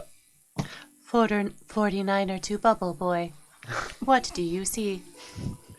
Echo's like, Echo knows the role. Copy. 49er here. You're Bubble Boy. here. 49er. I'm in position here. This is whisper calmed, by the Oh, way. okay. Yeah. It's just on really loud. Will was like, there's walkie-talkies. something in the vents again. Oh, them space bugs! You can see nobody paying attention Yeah. to you. You're kind of whispering here, but these delivery drivers arguing. And so, yeah, you do some reconnaissance, no problem. You see part of this conversation happen. Debussy gets up. There is this brief exchange of kisses, and then Debussy makes their way away. When they were looking outside, their perception check was a 32. With a 32, you don't see anybody lurking. You don't see any bugs. You don't see any craft kind of like drifting dark out in space trying to remain hidden. You feel pretty confident that at least for the moment, you are as alone with Debussy as you guys can get. Director, if you can, monitor signal frequencies emanating from that location. And Echo highlights the Spice Shade Debussy trio. Doing so now. There is no pings. You watch Debussy leave, make their way out, and you can see, like, with this space mask on, heading for one of the craft off in the distance. You are all now alone. Echo follows Debussy out. Okay, you scuttle along. You have to, like, make it to the exterior. You'll have to drop back down and, like, get into the airlock. So Shade sees Echo. Yeah. Because Shade's perception check was high enough. Oh, that's true. Shade sees an additional farmer, Nice. but dressed up like the portrait of the two farmers in front of the house. The Norman Rockwell. Yeah, with the little glasses and everything. Yep. Great. Okay, fantastic. For just a moment, just flicker into being from the vent to, like, the floor level, and then into the airlock. Farmers in space. I imagine that was Bub's plan. You see for just a moment, like, one of the snake hairs from, like, the waitress kind of just does, like, a double take, but nobody notices, just the one strand of snake hair. You are all now alone, though scattered slightly throughout Lola's. I would place an order to go for the... To go! I like to sit down. I want to get candy. Let me get the double chocolate brownie and enjoy it. I haven't seen Debussy in years. Therefore, I must sit here alone after Debussy has left. Yes. I need to wallow in my sadness. Let her go cry. Can't you do that on the ship? No, it's not the same. I want to eat ice cream in a public place and wail out loud. I suppose we can spare Bubs and Echo from that. Okay. I think after Debussy's gone, I missed my chance, but can I do a cultures check to see if Drow or Lashunta marriage is still like human marriage? No cultures check needed. Not like human marriage explicitly, but is there unions of that nature? Certainly. Would Debussy is Goku Roku Debussy's type? Is Goku Roku Debussy's I think type? they were married. Make a sense motive check. It was your mom is fucking married to Goku Roku No, now. he's not. No. No, it'd be Debussy. I think Debussy's got a crush on Goku Make a Roku, and sense that's motive why check. he was fucking weird about it. With him gone, you have this moment with all the context clues of your allies around you, the various bits that you've gotten. For a moment, your thoughts kind of clear. Dirty 30. And with the dirty 30, you think about how awkward Debussy seemed at that. Yeah. And you're like, man, is this the type? And then you remember Debussy talking about how families can be complicated. Yeah. And touching the ring finger and hearing you talk so vehemently about Right. Goku Roku seemed to kind of set him on edge, and then he seemed to not want to talk about it too much. Yep. New dad alert. Not my dad. That's his daddy. And Okay. you get the sense, Spice, that Goku Roku may have a slightly more intimate relationship with your mother Oh, my mom! Damn. than you would have hoped. New dad alert. Ew, That as I you really thought it consider was the fact Debussy. that you may have a evil stepfather somewhere out there in space. Another one to add to the hierarchy of fathers. Because Oh my god! Sorry, Talon. this is where we're going to stop for the evening. Ew! We're going to leave you with a little bit of suspense because we are off until the 30th. I can. I'll take 2 orders of the human lasagna and shrimp scampi. The shrimp scrampy, actually. Shrimp scampi. Yeah, get extra To scramp go? sauce. You want to get the scramp sauce. Extra on the scramp side, too. sauce and 3 orders of the crab pockets. And a Diet Coke, because I'm on a diet. There you go. So, we will be back in a couple of weeks, but if you can't wait that long, you are in luck. Tomorrow night at 7 p.m. Eastern Standard Time, you can join us for Adventures in Alberon, Courts of Everest, and on Saturday, you can join us at 6:30 p.m. Eastern Standard Time for an original one-shot called The Crit. based off of the show The Pit that I have never seen, but I've heard several people talk about once. That makes for the best I'm so entertainment. excited. It's going to be really great. I'm very excited for it. Very excited for the I have heard maps. several- Very excited for the mayhem. So, whatever you do, please stay safe. It is wild out there. We'll see you later. See you, Bye. space boyfriend.